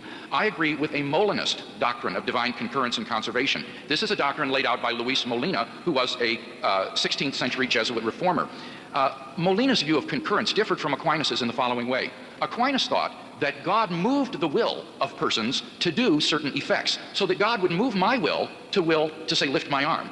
And I agree, if that's the way you think of God's working, then Dr. Flew is right. Omnipotence could bring it about that everyone would freely do what God wants them to do. But on Molina's view, God's concurrence acts to produce the secondary effect with my will, but he does not move on my will to produce the effect, because Molina argued that would be incompatible with human freedom. Then, in fact, I would have no ability to do otherwise if it's God who is moving me to that effect. Let me quote from the introduction. I mean, it's kind of a distinction without a difference, but points to Craig for explaining what the fuck he's talking about instead of just referencing things. Yeah. Like, I get what he's saying, but is he saying that, hey, God is the one that moves my arm, but I'm the one that sort of chooses to do so, which is really weird. Like, why is there a God in this equation whatsoever? Like, it's so baffling as to why, like, oh, if I choose to move my arm, I need God involved somehow. Why? I don't. It's just so weird. Well, I mean, if you get right down to the brass tacks of this type of spiritual superstition, the only way you can move your arm is through the will of the Holy Spirit. Your mind Right. might will it, but you need God's assent to make it actually possible, because you need those Jesus particles to carry the signal from your brain to your Yeah. muscles, you Yeah. know? Yeah. Yeah. Yeah. Yeah. To Molina's treatise on divine foreknowledge by Alfred Freddoso. He writes, debates in 16th century theology over the nature of freedom came to a focus on God's general concurrence. Molina's conception of freedom is strongly indeterministic. In modern terms, he is an unremitting libertarian. Molina insists that God's general concurrence is an action of God directly on the effect and not on the secondary agents themselves, whereas his opponents, that is, the followers of Thomas Aquinas, take it to be a divine action directly on the secondary agents, pre-moving them and through them to the effect. Molina thus denies that secondary causes must be moved by God to exercise their causal power. In this way, he stresses their autonomy. This has an immediate and profound impact on the analysis of free choice and of causal indeterminism in general. In other words, if you have a Molinist doctrine, such as I have, then it is in fact impossible for God to create a world of genuinely libertarian free creatures which always do the right thing. What Dr. Flew is in the paradoxical... Right. It's Right. impossible for God to create a world full of creatures with true libertarian free will. Yeah, I think that's what Antony was trying to say. And Craig just took a very roundabout route of agreeing, but pretending he won up this point. Unless Well, I'm misunderstanding something there's an very subtle. argument in there somewhere that if God can't provide a like choose to have a world where nobody does harm, but there is like that's he's not omnipotent. And but that's where they go for maximally powerful then, because basically they have this out saying, hey, he can do everything that are illogical. So like, because omnipotent had this problem of it running into logical paradoxes all the time. There's a million of them. The most famous one is, can God create a stone too heavy to lift? Can he create a burrito too big for him to eat? It's a logical paradox, because if God can create the burrito too big to eat, then he's not omnipotent because he can't eat it. If he can't create the burrito too big to eat, then he's not omnipotent because there's something he can't do. So they usually just, retreat to, well, he's maximally, he can do anything except the logical things. And it's kind of this real dirty dodge, because it's like, well, then he's not omnipotent. He's just a really powerful being. It's very strange. Like, and then you have problems of, where does logic come from? Did God create logic? So couldn't he have created logic differently to say that people can have free will and still be restricted from doing this? So it gets into the weeds, and this is something that I get that it's two philosophers having a debate, but in usual debates, I wouldn't even bother going there. It would be, you need to demonstrate that this God exists for people to believe that he exists. That's how Yeah, things usually work in the real world. right. The fine details we can argue about after you've demonstrated the damn thing even exists. Right. And we could argue Right. about which person smoking what in wherever cavern had the correct vision for X reason or whatever. But Yeah. yeah, a lot of philosophers scoff at those paradoxes, but they are important not to get them to retreat to maximally powerful, but to, like we've brought up in the previous editions of this particular sub-series, if God can only do that which is logically allowed, then he is effectively subservient to logic. He doesn't have the power to change it because it is a greater power Right. than him. So he's Correct. not in charge of the universe. Logic is. The same thing with the moral issues. When God says, go kill the babies or whatever. Well, he can Yeah. only do that which is in keeping with his moral nature. So now he's answerable to an external morality. So it's in charge of the universe, not him. He's just an Correct. acting agent somewhere in Mm. between mortals and these immaterial forces that don't have personalness. Yeah. So But at the yeah, same it's time, they don't want to admit that God is not subject to logic because illogical things just don't exist, kind of thing. Like if there is a logical paradox, then we can say, like a married bachelor kind of thing. Then that thing doesn't exist, or a square circle. We can say that thing doesn't exist. So they'll do everything possible not to admit that there's a logical problem with any of the attributes of God. And I think that's what Anthony is trying to do. And I respect it, even though he is so opaque, like it's hard to understand. I understand what he's trying to do, but number one, nobody understands the fucking word he says. And number two, there's way better arguments for this. I don't know, maybe he thinks points for originality, assuming he thinks those are original, but I don't know. I don't know what Flew is Maybe. thinking on this one. Uh, We I don't think that he's dazzling William Lane Craig, to be honest with you. I don't, I don't think No, not at he's done a all. I number on him. mean, I But I hey, I don't dig what Craig is doing here by, the whole thing with, like, basically restating what Flew just said in much shorter terms, but the way it comes across to the audience is Craig just adroitly knocked down yeah, Flew's entire rebuttal in a few seconds. yeah, Position of is finding himself having to prove to us that Thomas Aquinas' doctrine of divine concurrence is true if God exists. And I can't imagine how he's going to do that, or even that he would want to do that. But it seems to me that Molinism provides the right analysis of freedom and concurrence and shows that even an omnipotent being cannot guarantee that free creatures will always do what he wants.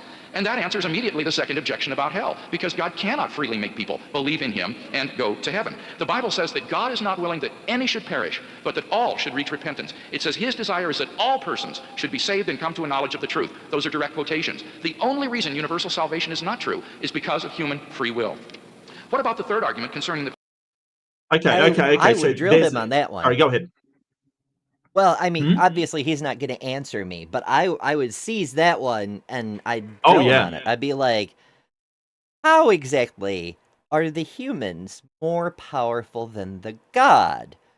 Because, like, there's so many levels to it, but, like, he could present himself. If the goal is to get people to believe in right, him, then simply right. showing himself would go a long ways towards that Hmm. goal without ever compelling anyone. Yet, like, Correct. knowing I exist doesn't make anybody worship me, although you should. But I mean, Why I'm not? I real already for do. one thing. Come on. But Well, that's a big, yeah, that's a good point.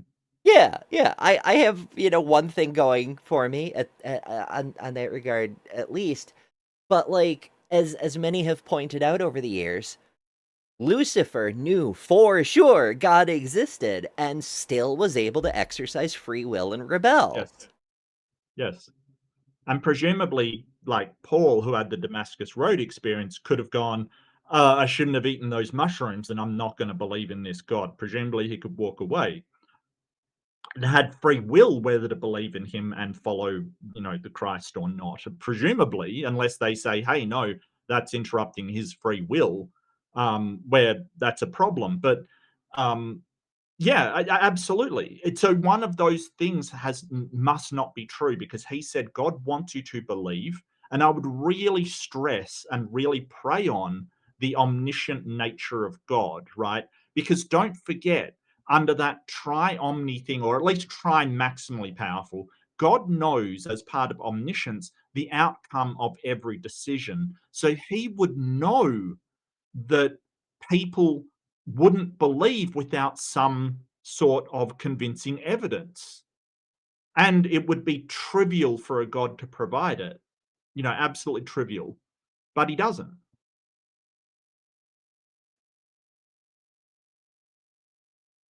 We're in the extra strength faith era. I mean, for fuck's sake, even Thomas got evidence like, Jesus, you can't be real. I must be hallucinating. Well, poke my holes, my son. Like, Yeah, yeah. better if you don't need the evidence, but I will gladly give you the evidence. Well, Mhm. if God's unchanging and that was his position then why the fuck isn't his position now? Well, it's because he says that, like, more blessed is people than people that require evidence is people that believe with no evidence whatsoever. But an omniscient God would know that that's a terrible way to find out what is true.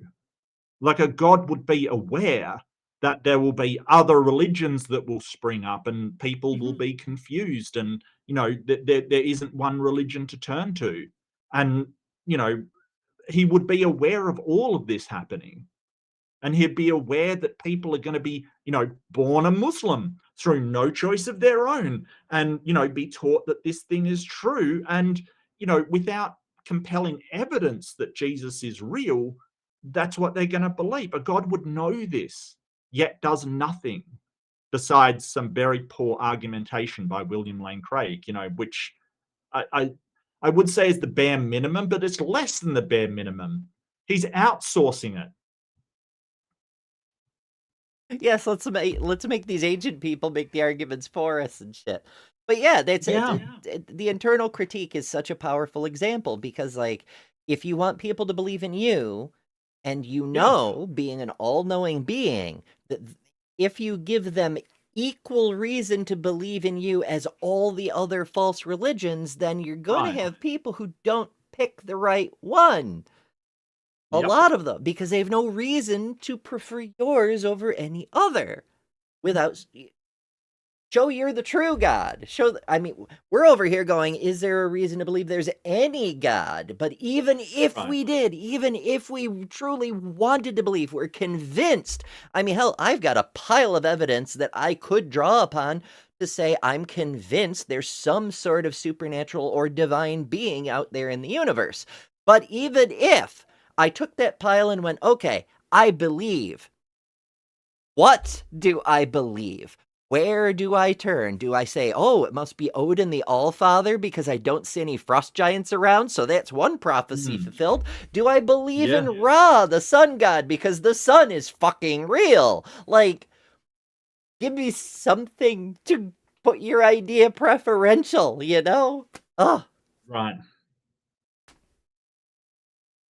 Possibility of a bodiless person. Well, here, I didn't really understand Dr. Flew's argument. He just simply said he takes our mental experiences to be the experiences of a material object. But he didn't answer my objections to epiphenomenalism. On that view, you cannot explain self-identity over time. You cannot explain intentionality. You cannot explain free will. None of that makes sense, so I think that's an inadequate view. In any case, he's never shown. The fuck did he say? I Epi-individualism? Yeah, epi-individualism. I'm not sure what like. I think he's talking about, why you develop a personality, why you have this thing that you see as distinct from your physical being, right? So it's kind of this idea that, hey, who I am isn't just my physical being. It's whatever, the ego consciousness is. But we kind of understand epiphenomenalism. It kind of is your sensory experience and an amalgamation of all kinds of things, but there's no reason to think there is something else. I think it's epiphenomenalism. Yeah, epi-individualism didn't bring up anything. Epiphenomenalism is a philosophical view that suggests mental events are caused by physical events in the brain, but have no causal influence on the physical world. So you sense reality, but your sensing of reality doesn't cause anything physical. Yes. It's another dualist hypothesis. Uh, Here's a Stanford article.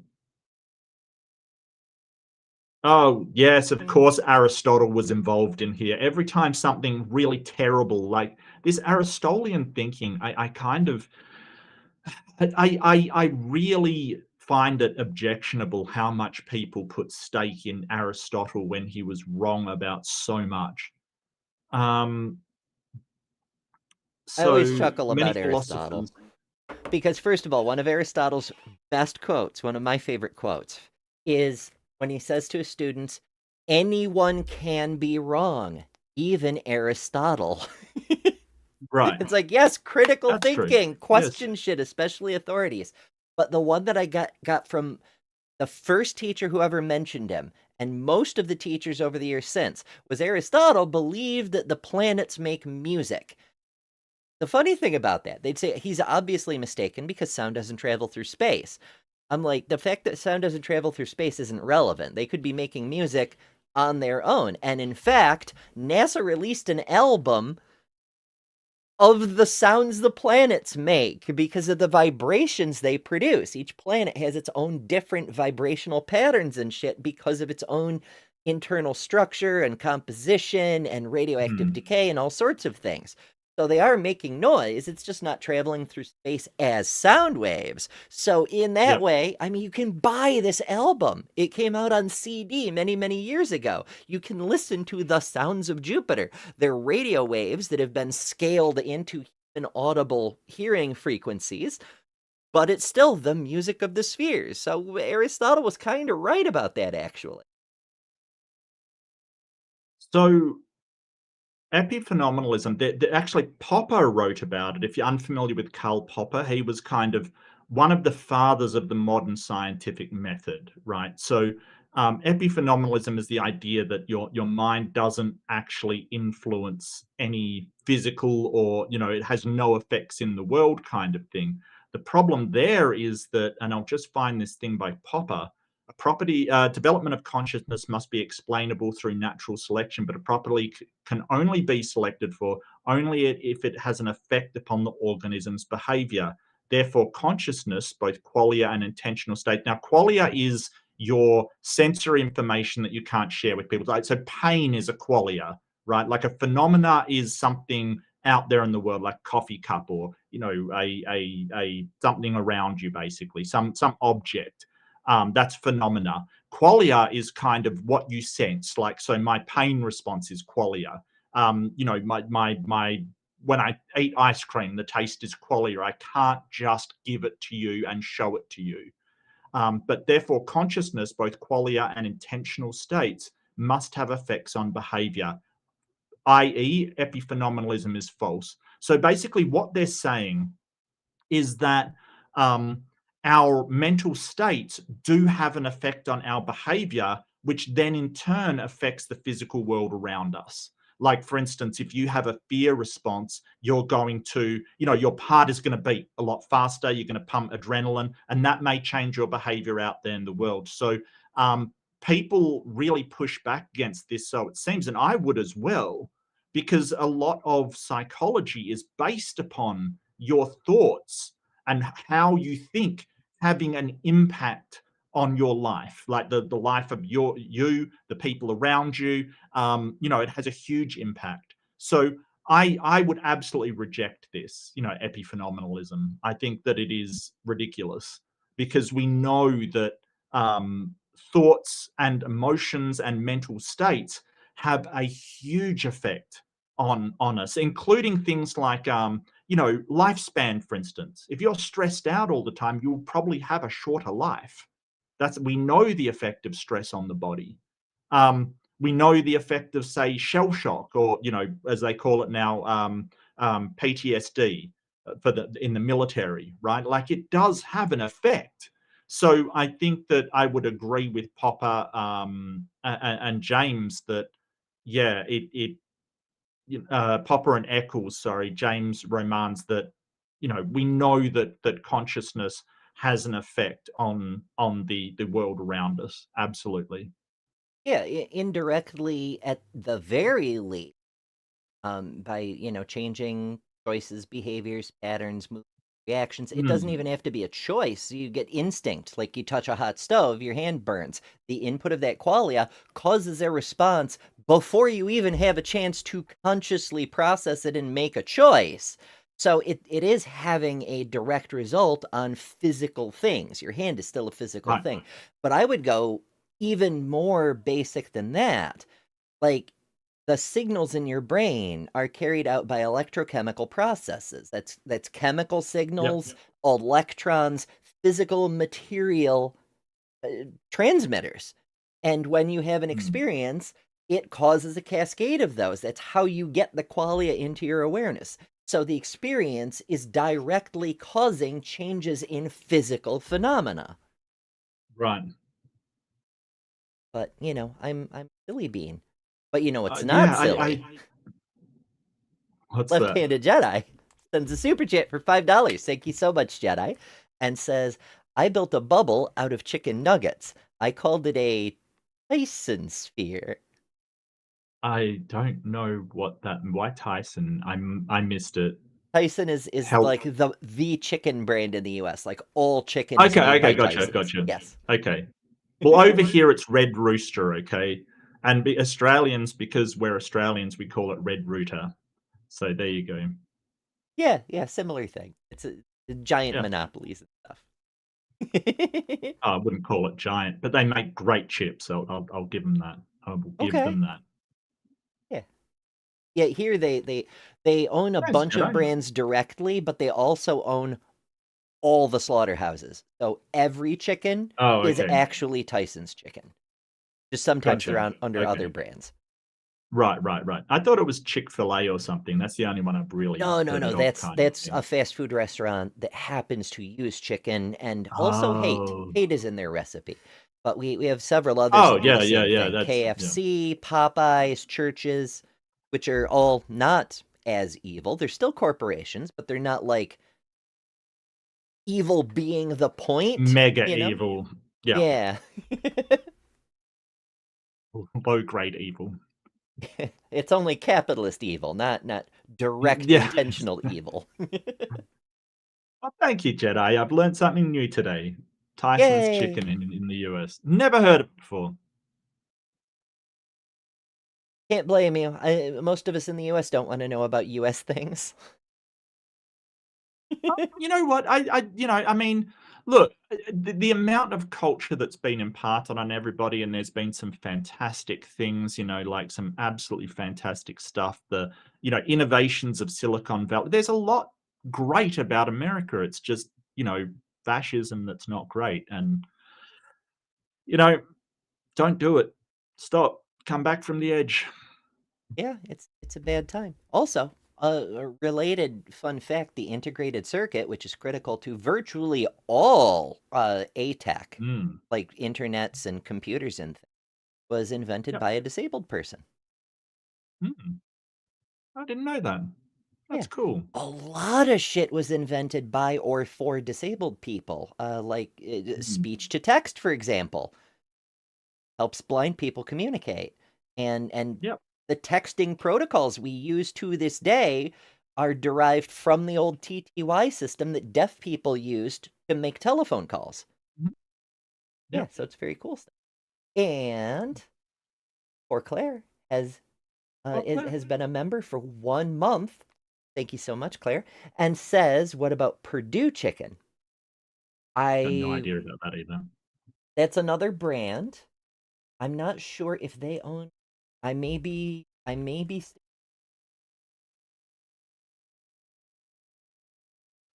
Seth. Let's see. Okay, it looks like they do have their own slaughterhouses, perhaps. Perhaps.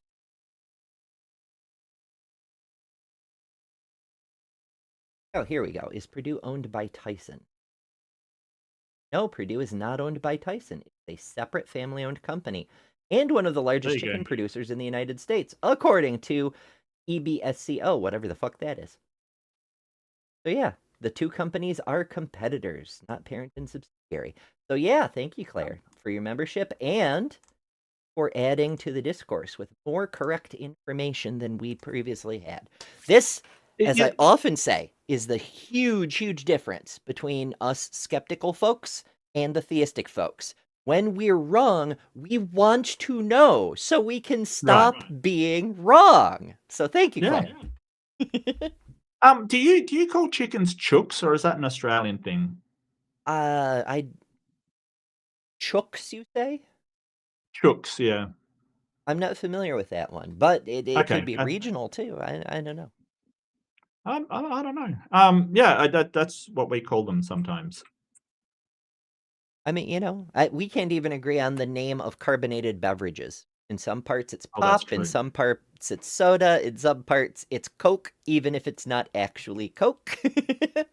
Right. You know. That there cannot be an unembodied personal mind, and therefore I don't think he's shown that God cannot exist. So none of these arguments are very powerful against God's existence. You just dropped out there cannot be an unembodied personal mind, and then just Right. said, well, that's not persuasive, and moved along. What? Oh, here's a thing that proves my contention is complete bullshit. Well, that's not persuasive. Let's just move along. It's fine. And Jur says that Chook is indeed Australian. He learned it watching MasterChef Australia. Hey. See, I only ever see Gordon Ramsay stuff. Yeah. I'm sure he's been to Australia, but it hasn't come. Because when I have my son over, he likes to watch clips of things. Like sometimes we'll do Forged in Fire because he likes to watch the swords break when they build them incorrectly. Sometimes we'll watch Gordon Ramsay. All the Gordon Ramsays, Hotel Hell and Hell's Kitchen and the other various hell things. I'm just beating up my own set over here. Why not? Yeah. Deserved it. It was clearly frozen, and so it needs to get the hell out of my kitchen or something. But it's fascinating, the phenomenon of Gordon Ramsay, because this man has done so many different things, but all vaguely related to cooking, but he's tangentially expressed values and knowledge and interest in so many fields that he's reached the point of celebrity that when he walks into a building and tells people to do something, they tend to just do it because he's Gordon Ramsay. Well, they're like, so we here's trust the you. thing. Jordan Ramsay came to Australia and he doesn't want to come back. And there's a very specific reason for that. It's because he came to Australia and because the media over here is so starved for anything going on, they'll sensationalize crap. So they kind of, when he came over here, they made a big thing out of him treating women badly. And when he called somebody love, they're like, oh, that's the, and they just made a big deal out of it. And he said it was a horrible experience. And I can understand why, right? Like, because English people call others love and they don't mean, it just means, hey, love, how you doing? It's just one of those words. And so, but our media, like there's nothing happening here. There's no murders, there's no things going on. They will pounce on anything for, sensationalist purposes because it's so boring over here. It's great. It's great to be boring. Like living in a boring country is fantastic. I got to tell you. I do Just envy you fantastic. that. Yeah. Yeah. I've seen the occasional episode of like Sky News or something, the Australian edition, where it's basically they report the US news and then reframe it with maximum transphobia, which is a neat trick considering how transphobic our own news is. But they still, they go for it. Yeah, Sky is terrible. It's basically just Fox News. They have it in Britain and Australia and it's frigging terrible.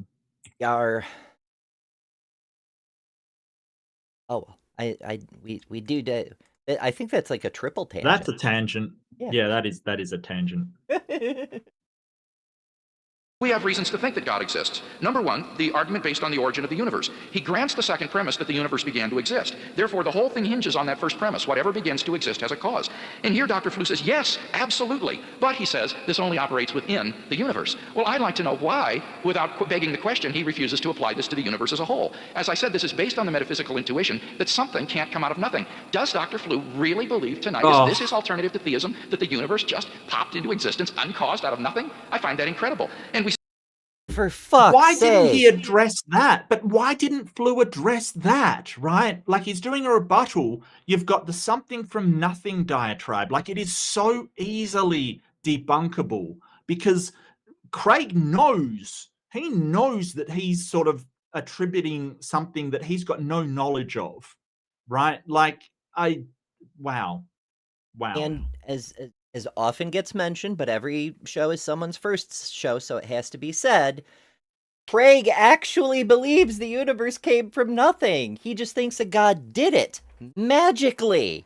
but it's still from nothing with no Yep. explanatory mechanism for how that came to be. However, it's worth bearing in mind that you can grant Craig's entire argument for the sake of the discussion. Just grant the whole damn thing and be like, cool, we have a reason the universe exists. Now show me your fucking God. Right, You right, have to right. connect those ideas, and you don't Yes. do it with that argument. Yeah. And sort of tearing that down, well, what if the universe didn't begin to exist? What if it was in a state, quantum plasma state with no time? You know, that would still exist, but it wouldn't have time to exist for eternity. It just would be in that state. Why Right, couldn't it be that? like we mentioned in a previous episode, the speed of relative local time is highly dependent on the relative local acceleration, including acceleration due to gravity.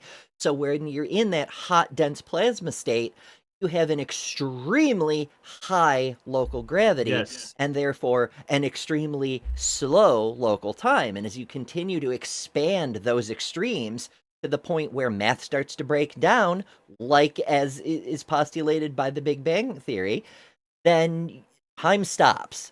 You are in time stop for all time and no time because time isn't moving. It is stopped at Right. that moment.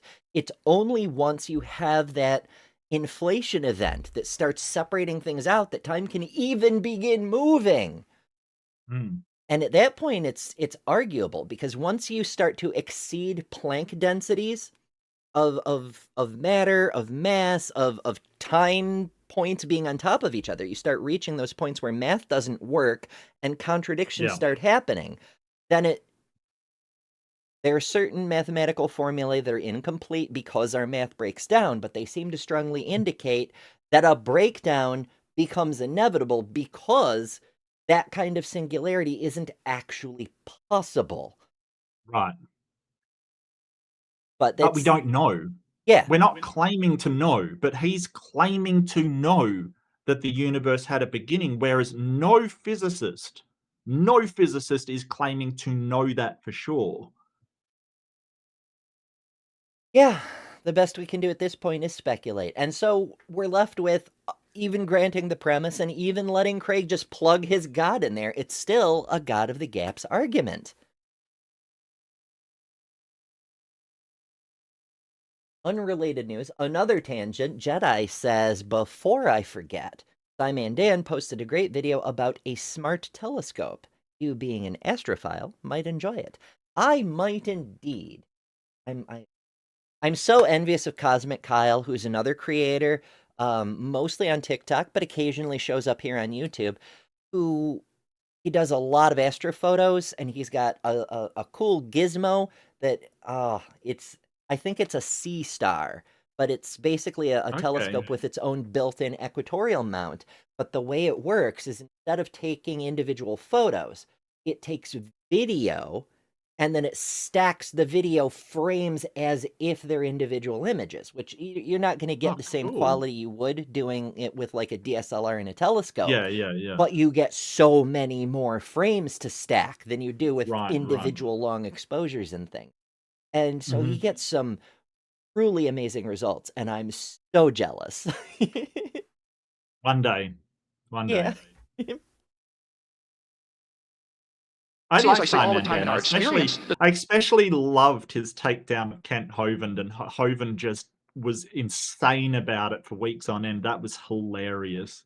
And then did a letter from Simon Dan to him apologizing, like he wrote Simon Dan's apology letter to him. Just mad stuff, like just wild, incoherent creationist nonsense stuff. Like wow. Yeah, I moved my Bible so I can't gesticulate it wildly like I normally do because again, I've been like trying to clean my room to what extent I can as I have time, but so imagine I'm gesticulating with the Bible. It was revealed to me in the Holy Scriptures that Simon Dan repents of his actions. Yeah, the whole saga is it's just so great. Oh, it's hilarious. Like Yeah. he's started to, like, so Kent Hovind has started to, and if you're unfamiliar with Kent Hovind, congratulations. Yes. He has started to like basically write letters on behalf of people telling himself how wrong they were. Like it's so bafflingly narcissistically batshit crazy that I am just floored by that. Like it's just incredible. Yeah, I mean, it's getting him attention, which is what he's going for, so there's that anyway. Yep. Ugh. This doesn't happen. Why shouldn't you suddenly dismiss that experience like a cab when you get to the universe and refuse to ask for the cause of the universe? So, given the plausibility of that, Right, I was getting infuriated at Bill because he's fallacying like crazy. Like right now, he's Yeah. arguing, well, why shouldn't you use the composition division fallacy as if it made sense? Why Right. shouldn't I? Do you need me, Mr. PhD philosopher, to explain to you why a fallacy is a mistake in reasoning? Because this isn't even philosophy 101. This is fucking elementary school. Kitty table. Yep. Fuck. To be clear, for anyone who isn't super familiar with philosophical argumentation, a fallacy is a mistake in reasoning. It doesn't necessarily mean you're wrong, but it does mean people won't believe you until you fix the error in your reasoning. Yes. The argument should be rejected because it is fallacious. Doesn't mean you're wrong. It just means that argument's terrible. Yes. premise. And look, I think it's clear it's more plausible than its negation. The conclusion follows that, therefore, a personal creator of the universe exists. Now, But why do you think it's more plausible? Can you give a reason other than I prefer it this way? Like saying, Or I had think an a thing. experience with. This is a debate saying I think or I'd like or this makes me smile it doesn't convince anyone else. What do you why are you saying I think? Jeebus. Because he met Jeebus. Don't Yes. forget. He got the warm and fuzzies in his tingly hearts and whatever the fuck else. What Pretty is it much, yeah. the Mormons say? The burning in the bosom. Oof. Love a The last burning time I had bosom. burning in my bosom, I had to go to a doctor. Yeah, fair enough. Probably a good thing for eczema. the rest of the arguments have still not been refuted. The argument from complex order in the universe was not addressed. The argument from objective moral values is one of the most important, and that hasn't been addressed. J.P. Moreland, who is a Christian philosopher, underlines. So both of those he just Yeah, breezed past. They're in the previous episodes, and we addressed them, but I don't know if Flew did. No, he didn't. He Yeah. absolutely didn't. And he so part of it is that William Lane Craig is scattershotting a bit. He came up with like a number of objections very, very fast kind of thing.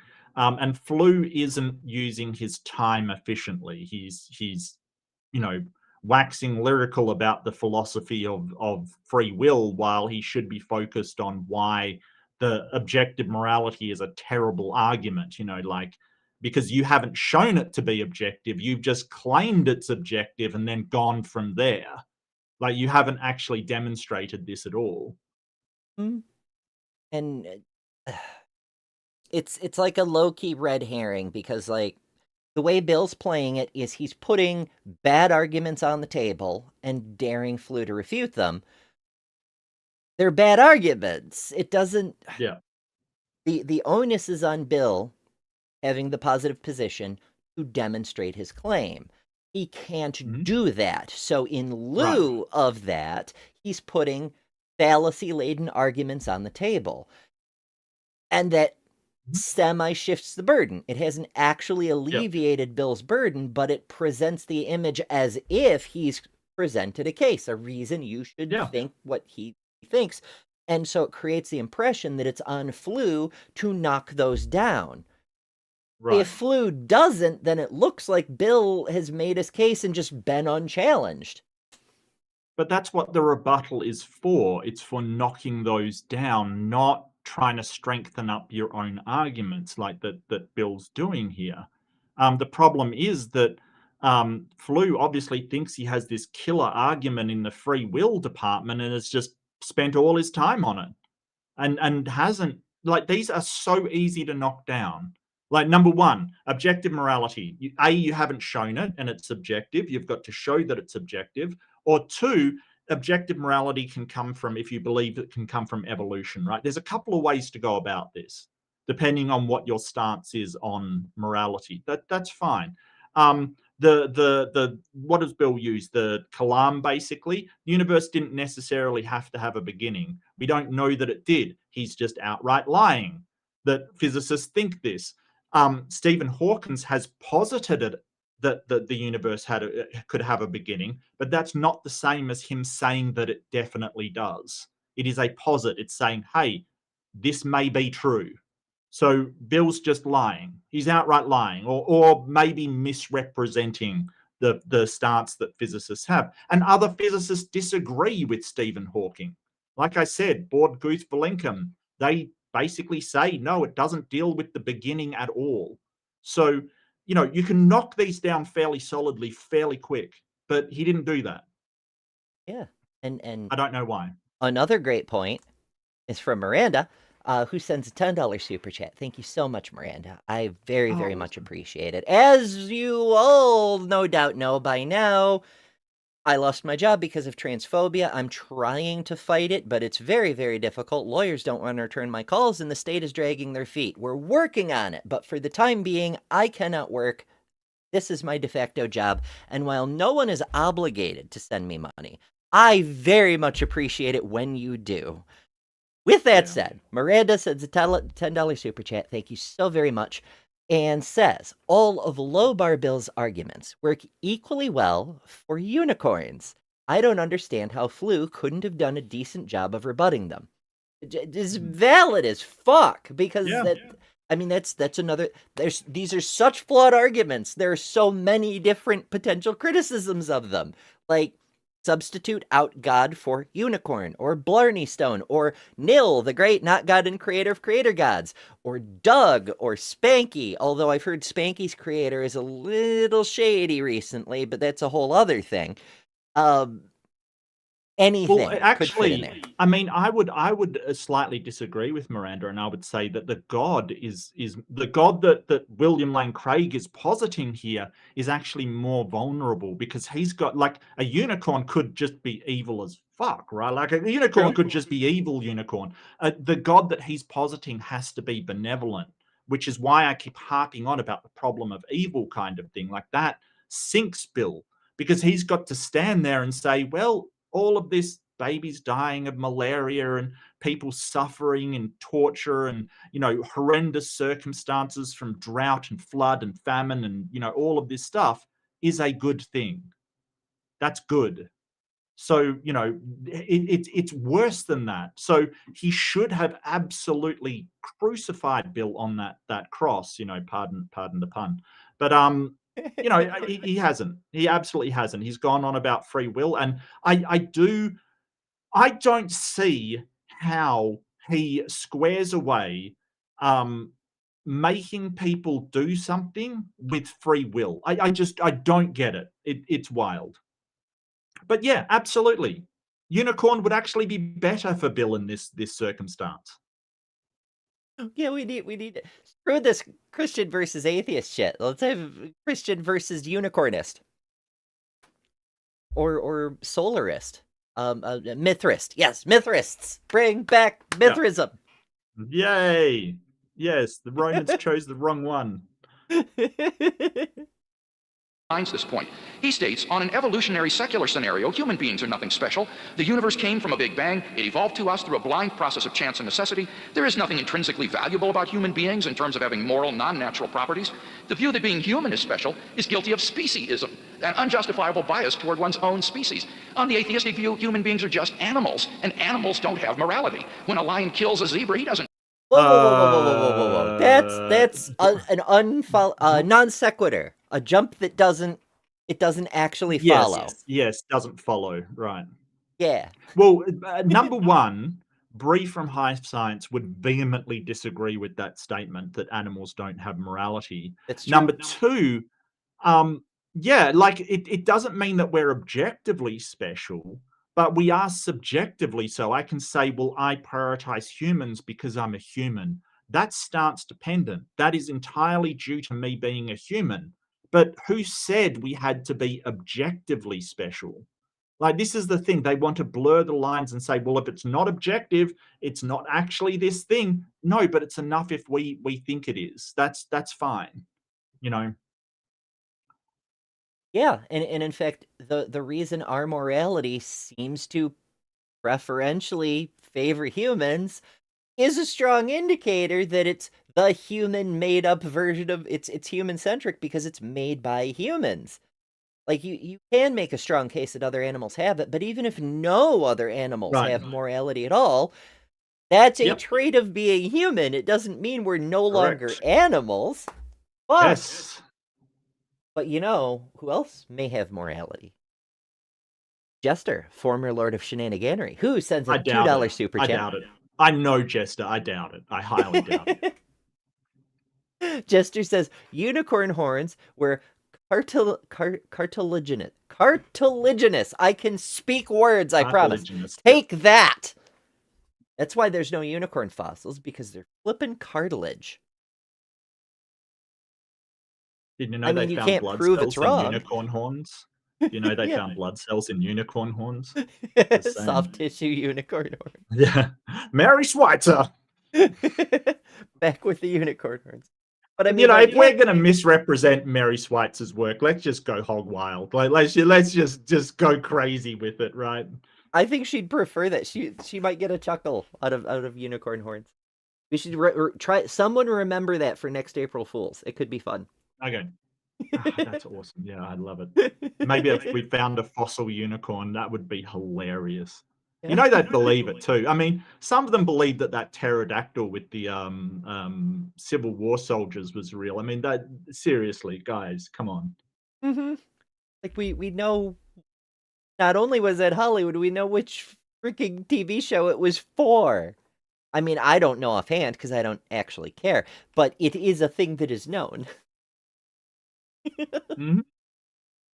Murder it. He doesn't do anything evil, and that's all we are on the atheistic view. But I think it's evident that this is a patently inadequate.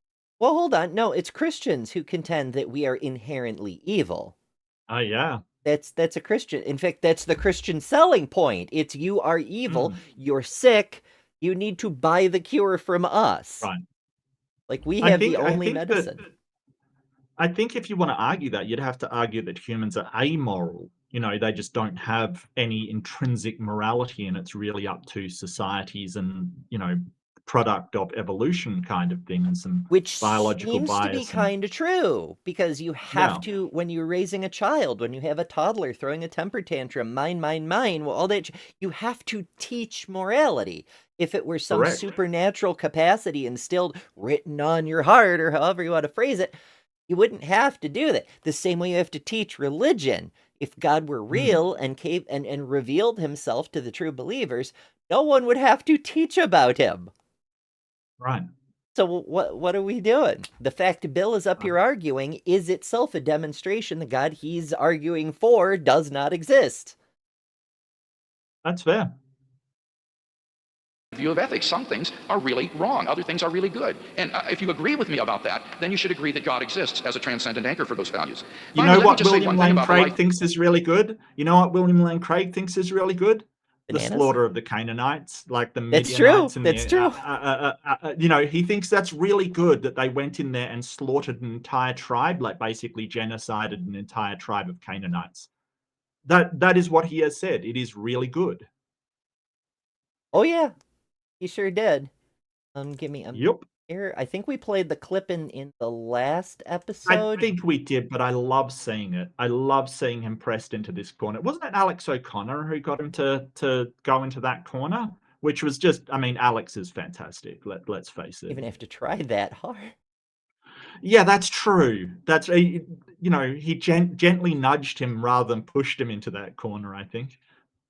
Let's see. Craig. Right, Craig killing children. Let's see if this opens correctly. Crossing. It was actually a tremendous blessing to these children for them I to have no be sound. killed and go to heaven Yeah. and be with God. It didn't play sound? Apparently not. How Oh, no, no, no, it played sound on the playback, sorry, just on our Oh, screen it okay, didn't. right, because it went through my Sorry, OBS, my but bad. didn't actually Yeah, yeah, go yeah, yeah, through. yeah, sorry. Right, because Mark Yeah, is yeah, I actually got you, I got you. hiding in StreamYard, and I have imported him into my OBS, and the clip played through OBS, Lurking. but not through StreamYard. Lurking, if you will. Lurking. Yeah, no, it's my fault, sorry. No, no, no, it actually is my fault. I should share the tab and then play it like so. It was actually a tremendous blessing to these children for them to be killed and go to heaven and be with God. And you can see It's Alex blinking like, don't show anything, because that's horrific, right? Like, yeah. give the I man mean, he enough bit the rope. bullet. I Yeah. partial credit. Horrible morals, but he bit the bullet because Alex was like, "How do you resolve this?" And Bill's like, "No, no, it's actually a good thing they were all murdered." Yeah, yeah, I'll own it. You bought it, you paid for it, it's yours. Good job, I guess. But yeah, that was worth playing twice. It's fine. Sure. Christian Oh, morality, ladies and gentlemen. Christian morality. mhm. When you try to pretend it's objective, that's the kind of how's that Mhm. saying go? If you can be convinced of absurdities, you can be compelled to commit atrocities. Mm. Ta-da! Yeah. Death and resurrection of Jesus. Dr. Flew had a debate a couple of years ago with someone on this, and it was published as the book, Did Jesus Rise from the Dead? In that, my doctoral father, Wolfhard Pannenberg, wrote a response to this debate, and this is what he said. He said, Flew argues that there is simply not enough evidence to tell what really happened, but one expects that he should at least take notice of the evidence at hand, and that he should do so in detail, as well as by informing himself on the scholarly discussion of it. Otherwise, the skeptical claim that the evidence is insufficient smacks of the kind of a priori rejection that Flew disdains. The weakness of Flew's argument in terms of historical detail damages his position, because he admits that no a priori decision of the issue is acceptable. And again, in tonight's debate, he's refused to engage on the details of the historical evidence here. Well, As hold for on a the second. Hold on a sec. Like, Bring us this was a some. while ago. Like, there isn't enough evidence, and like the only it's only fundamentalists that are like the Bible is a history book kind of thing. Like, I think that um I think the scholarship has changed a lot over this time period. That it used to just be Christians doing biblical scholarship, and only Christians, and they had to take, statements of faith and things like that. But that has changed a lot. And now the consensus among scholars is way less certain than what it was like 20 years ago. Because if you look at it, there's problems everywhere. Like, I don't get me started on the problems with the crucifixion of Christ. That there isn't any, like, a single extra biblical source for this event, like none at all. Which, the crucifixion itself, not remarkable. The Romans killed a Oh yeah, yeah, whole yeah, lot of yeah. criminals. Oh yeah, But the absolutely. resurrection thing, especially some versions of the resurrection thing, like my personal favorite is Hmm. the one in Matthew, where Yep. an entire army of zombies rises with Jesus and marches into Mhm. Jerusalem. Like, yes, Jerusalem is a tiny bullshit city in a far off province in the Roman Empire, Yeah. but it's also the capital of a Roman province. No Yep. one That's Judea. noticed Mhm. an invasion of zombies? Are you kidding me? Yes. Ay, ay, Accompanied ay. by the earthquake. Don't forget there was the earthquake as well that nobody else noticed as Oh, well. yes, yes. And the sky going, not an eclipse, just a blackout. Like, Yeah.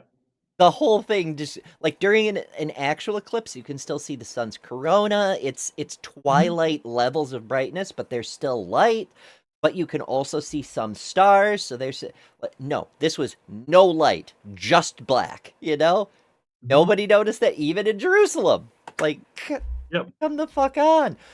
But my favorite is the fact that Paul never mentioned it.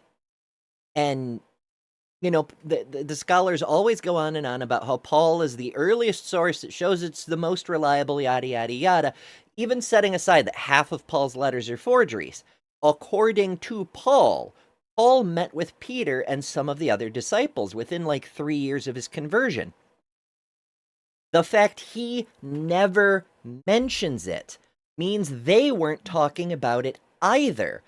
And if that's the Yep. best selling point, like so many have said, if there's no empty tomb, then our faith is in vain, and none of them mention it, that's pretty clear evidence that that shit was made up after they died. And Well, there's no that's record of Joseph at Arimathea either. yes. We don't know Or who this guy was. or where Arimathea was, or if it existed, Yes. or all If sorts of things. Arimathea actually existed, yeah. We have no Yeah. idea. There's a lot of very suspicious stuff. And we could go on and on and on and on and on. But if you want to know more about that, I highly recommend the book by David Fitzgerald called Nailed! Exclamation point, because it covers a lot of these things from a mythicist position very clearly, but in a fun way. A lot of these scholarly books can be very dry. David lays it out in a way that's pretty amusing if you like very light scholarly flavored snark. Experience of God. I admit the question is my experience of God veridical? But what I want to know is, in the absence of good arguments for atheism, why deny my experience? God is real to me just as the external world is real. In the absence of good reasons to deny that experience, why am I not rational to go on believing in God? Because you can demonstrate the external world is real, and you have not you've had over an hour and you have yet to demonstrate. Like, you can demonstrate your suit, you can demonstrate your haircut, you can demonstrate your opponent and the microphone and the podium, you can demonstrate all kinds of things easily, and you haven't even tried to demonstrate your God. Well, and there's also the problem with sort of intellectual consistency, because if you want to say, well, you've had an experience and you believe that experience is God, so it's reasonable to believe in that God, you would have to do the same for every single other religion out there, right? You would have to say, hey, it's reasonable for you to believe in Buddha if you've had that experience. It's reasonable for you to, but he doesn't. He thinks that his is the correct one and everybody else is wrong about theirs. They're mistaken, right? So he's basically applying a standard to himself, saying, hey, if I've experienced it, I should believe it. But to other people who have had other experiences, like Buddha or Shiva or Vishnu or whatever, he said, no, you're mistaken, and you shouldn't believe this because it's not true, even though you've experienced something. It's an intellectual inconsistency because he will Yeah. apply a special standard for himself. Yeah, it's a huge double standard, like one that's been brought up in the past. One of my favorite examples, early days of the channel, is Sai Baba, who claimed to be the reincarnation of a previous faith leader Yep. in Hinduism, also named Sai Baba, because he's a reincarnation. And Reincarnation. Yeah. he performed many of the same miracles as Jesus, virtually all of them, reincarnation instead of resurrection.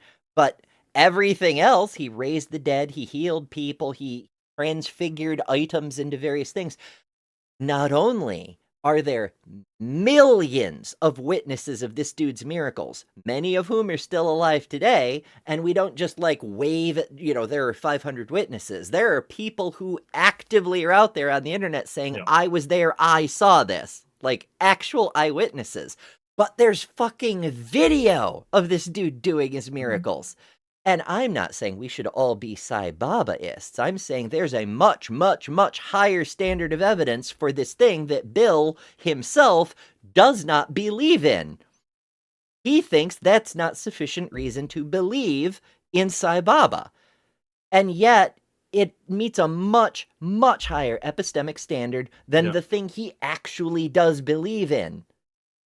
And that's a problem. Look at Mormonism. There's signed affidavits from people that they saw this stuff, that they saw the golden plates. So, we don't have that for Paul's 500 people. Because it's not about the evidence, but he won't ever admit that.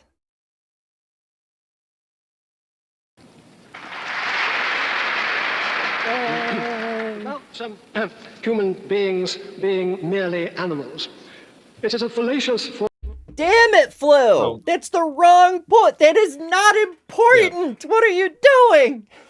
well, I would just say technically we are animals. Like, you know, biologically we're animals. Like, we're not plants or minerals. Like, we are vertebrates. We are placental mammals, which are animals. You know, like. But yeah, why this one? I have no idea. Yeah, of all the things that Bill just flung out there, Jesus fucking Christ. Form of argument to say that anything is merely this and nothing else. Of course, human beings are members of the animal kingdom, but that doesn't mean they don't have special characteristics and characteristics of enormous importance and so on. So it's ridiculous to say that anyone who doesn't believe in God believes or should believe that human beings are merely bags of bone and something like that. For a start, there's an enormous importance between what's in a body bag and a living human being. It's the extra difference between life and death. You know, a dead body is not merely a body, it's a dead human body. It was something that was else before. It simply does not follow that because human beings are animals, they're merely animals and so they've no importance and you shouldn't think of them important. You know, this.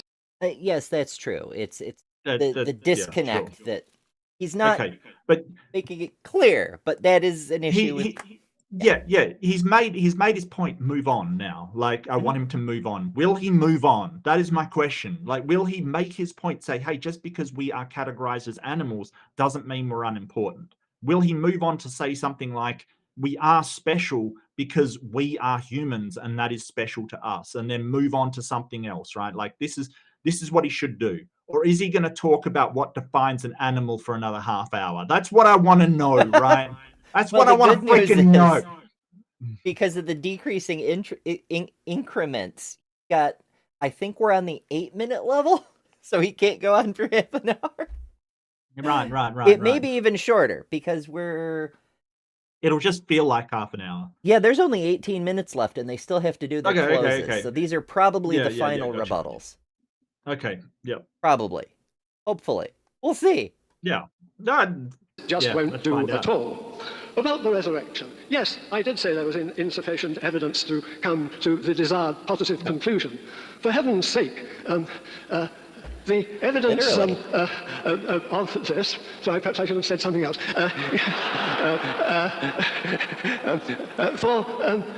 We're confronted with this sort of evidence. The most recent documentation after the alleged events was 30 or so years afterwards, when I was an active member of the Society for Psychological Research.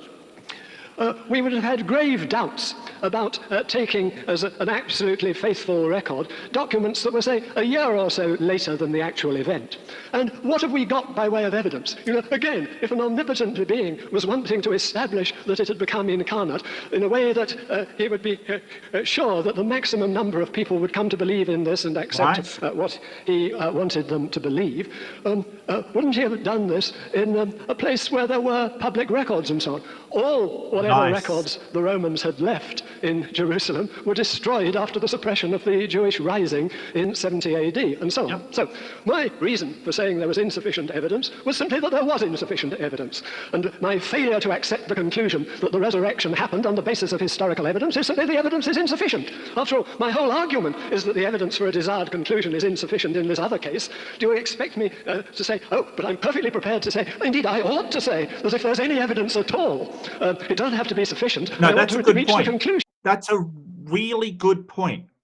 And I like it. That's a good point. He did move on. I like it. Flew's actually starting to cook. Okay, let him cook. But why do it in Jerusalem? Make sure that the Romans didn't take any record of it.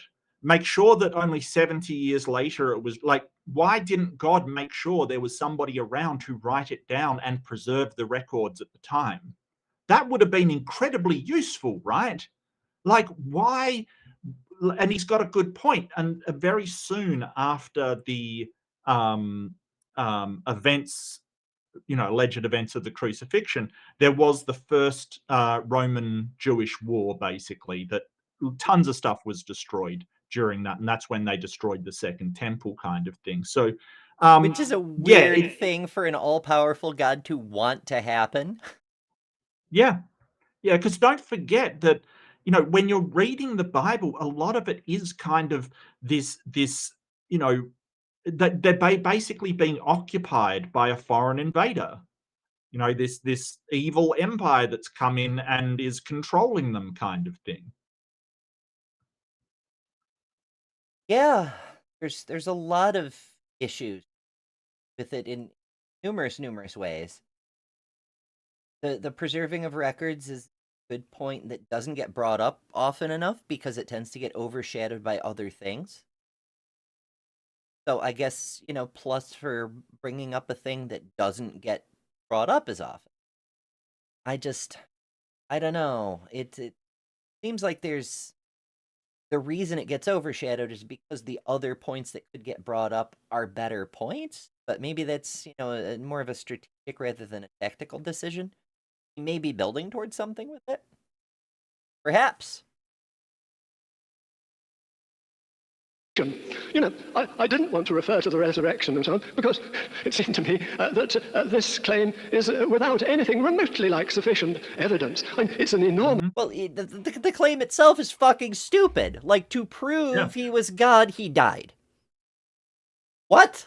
Like, if your point is to demonstrate your divinity to all and sundry, then maybe, first of all, why are you even on the cross? But why not use your divine powers to levitate off the damn thing in front of all the witnesses, including the Roman guards, and then set the thing on fire? Like, I'm God, bitches, like, why would he submit to all the nonsense? Yes, I know the mythology as well. He needed to take the worst punishment to make up for all the sins of... That's fan fiction, folks. That's explaining shit after the fact. It's a post hoc concoction. It's the worst possible idea. The worst part of it is they try to use the strangeness of it in their favor. They try to say, oh, it's more plausible because no one expected him to die. And it's like, that's not a point in your favor, right? When you're starting your religious okay, I'll just say cult. All right, just say it. It's cult, right? It's a doomsday cult that he's basically saying, hey, we're going to usher in the kingdom of God and we're going to have heaven on earth and all of this stuff's going to happen. And then he ups and don't forget, he told people that it would happen before some of them would taste death. So it would happen in their lifetime. And then he dies, right? And everyone goes, he can't die. He was supposed to usher in the end times and the great kingdom of heaven afterwards that we will be rewarded. That isn't a point in your favor. That is post hoc going, well, what do we do now? Oh, he's risen again. It's all according to plan. But also remember, he fulfilled all the prophecies, but also remember, no one knew there was no prophecy about him dying. But it's all in keeping with the prophecies. But it's no one expected him to die because it wasn't in the prophecies. A bit of an oversight there, right? Yeah. There's a few oversights. You'd think that your death would be a fairly monumental event in the life of a Messiah, but no prophecy about that one. I mean, it's just the prophecies that exist are things like he will be called Emmanuel. And instead we get Oily Josh. Like, even the prophecies there are either are wrong or don't apply to him. The prophecies or could apply to the anybody. He rides into Jerusalem on a donkey. Well, no one's ever done that before. Yes. Or since. Like, are you serious? Like, what the hell? And let's not forget that everybody knew, like the prophecy said, he would be born in Bethlehem. But everybody knew he was from Nazareth. He was Jesus of Nazareth. Sorcery, black magic, trickery. It's deception so that when Herod wanted all the little babies from Bethlehem killed, he would be looking in the wrong place. He'd be looking in Bethlehem because the prophecy was actually the lying spirits to deceive them to protect Jesus in infant form. I'm better at this than the fucking excusagists. Yeah, actually, that's a better excuse, yes. Than the freaking getting you to go to a place where you don't live for a census. Yes, that is a better apologetic than that one. Yeah. It's fucking, it's so ridiculous. Like, Mm-hmm. I mentioned before my grandmother kept trying to get me into Christianity, and I got kicked out of a lot of churches for asking questions. The pastors just were like, "No, I'm not even talking to this child. Get them out of here." But when I did get answers occasionally, I thought people were kidding. Like, I feel so bad because I laughed at my poor grandmother so many times. I'd ask things like, if God loves everyone, why does he send people to hell? And then she'd try to explain it, and then I'd laugh at her because I thought she was pulling my leg because it made no damn sense. Mm-hmm. Was puzzled to discover what did happen at that time, but when you consider the basis of what you've got and how the first New Testament documents were Pauline epistles rather than the Gospels. And what is so remarkable about the Pauline epistles is what they don't say about the detail of it, and how the appearances recorded were apparently visions, which is a very different thing from, a body into the wounds of which you can poke our fingers and that sort of thing. Anyway, yes. About move on. morality. Good point. Move on. Yeah. Good Yes. point. Address something else. Yeah. No, he's rocking. He's cooking. I like it. Come on, Flew. Let's do it, man. We'll get you through You this, can buddy. do it. Come on. He's finally Yeah! apprehended the clock. Yep. Fiddling around and finding difficulty in controlling my papers here, so I can't actually give you the Hume quotation I wanted to give. But of course, Don't worry about I it. don't accept the sort of relativism which most people call, the sort of subjectivism which most people call relativism. The idea that there's really no right and wrong. It's a matter of, well, what's right for him is wrong for you. For years, I've been used to having astonished students come up to me and thinking I was a progressive sort of chap, and why they thought that, and being astounded to hear that I thought this was simply false. Well, I think it's false because the moral words simply do not mean this. As Hume was putting it in one of his less quoted passages, which I can't now quote verbatim, when people say that Praise a man is just or unjust, that what he's done is right or wrong, they simply do not mean that they like this or they dislike this or anything of that sort. They are, as Hume put it, appealing to some standard common to all mankind and saying, no, this is not a matter of my dislikes and likes or my interests, it's a matter of something else. And I think I'm perfectly prepared, happy to believe, constantly maintaining that things are really wrong, and so on. He almost touches on a very Almost got salient there. point that also doesn't get brought up very often.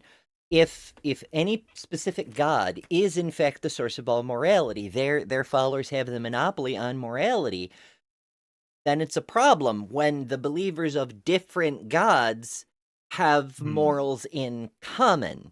Like, Craig Right. could say, oh, well, this group clearly copied off my group. They got some things right. But when that group predates your group by thousands of years, in the case of Hinduism, for example, Yep. like, Hinduism is also, they don't have like a thou shalt not kill written in stone, but there's a strong moral impetus to, not kill people willy-nilly because the civilizations who cows. don't have that don't survive. Yeah. Or and Hindus believe that cows are sacred and you shouldn't murder cows. Well, he would agree on that. Like he would absolutely disagree and sort of say they're wrong. It's like, well, why? Shouldn't it be an objective morality that everybody knows? But you're assuming yours is right and theirs is wrong, even though you both claim an objective morality. There's a problem there, right? How do we tell who's got the correct morality? We can't. That's the problem. Now, I would love for him to tie it into evolution or the way that societies function or just something, some biological or psychological thing that is objective rather than just subjective.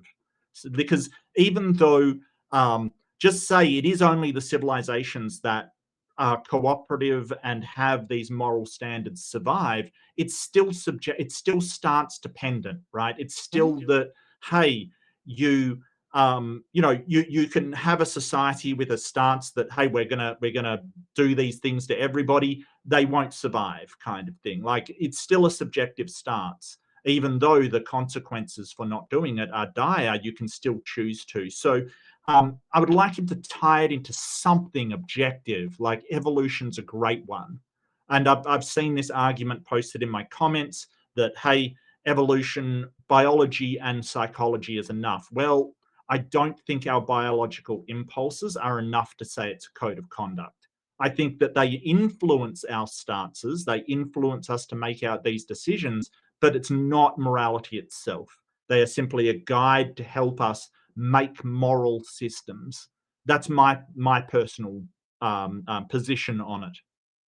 And psychology, as soon as you start talking about psychology, you're talking about subjective things, stance dependent things. So that doesn't really get around it. But I acknowledge that, hey, saying evolution and physiological sort of impulses like empathy and reciprocity, that is more likely to me than an invisible, intangible God that no one can see handing this stuff down or writing it on your heart. Like, I mean, seriously. We've studied these things. Even animals have empathy and reciprocity. Come on now. If you want to do objective morality, at least appeal to something that we've demonstrated. Yeah. I mean, evolution, like you said, it isn't a complete explanation, but it does provide some outside force to create a framework for something objective. Survival advantage is a great motivator. Even if you're not consciously choosing it, it's still being it's almost a Pavlovian response, except not with food and bells, but like surviving long enough to reproduce and teach your ways to the generations who follow. Oh, look, and there's definitely biological impulses in that direction. Absolutely, like cooperation, empathy, like taking care of people that are unwell, things like that. There's a whole load. Cooperation, we know it's so much more powerful than competition within species. So we cooperate because it works. It does really well. That's the only reason humans got to where they are. Similarly, it's not a distinctly human trait because other species cooperate Correct. with us. Dogs, for example, while they Yes. might not be consciously choosing to work with humans, their artificial selection in evolutionary processes has still given them an Mhm. an instinct, for lack of a better term, to work with humans, at least the ones they select and identify as pack members, whatever the case may be. But it's playing on the same general principles that Mhm.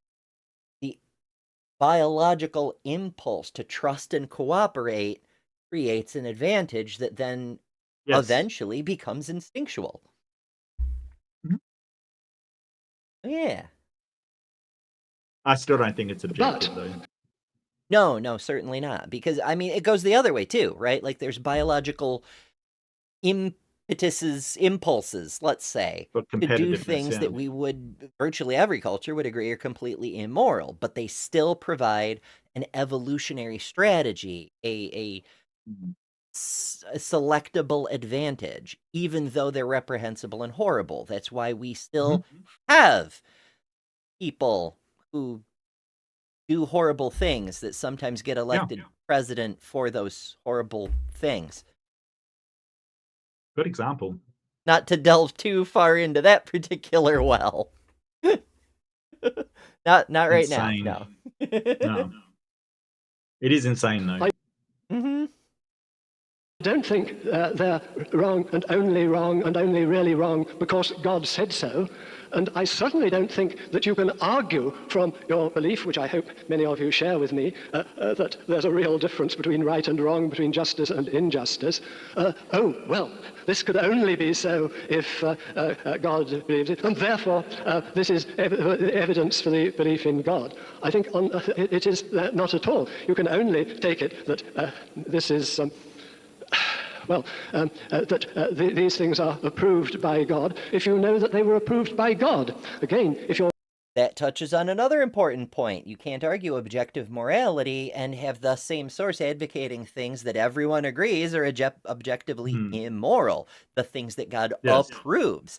Not just slavery, but the trafficking of people, the sexual servitude of conquered people, children even. Again, I'm avoiding several sensitive topics by speaking obliquely. Yes. But you all know exactly what I mean. Yeah. It's you can't say this is the source of objective morality, but it's also putting a stamp of approval on objectively immoral things. Yeah. Well, and here's the thing. I think that the onus is on the person that thinks it's objectively moral to show that it's objectively moral.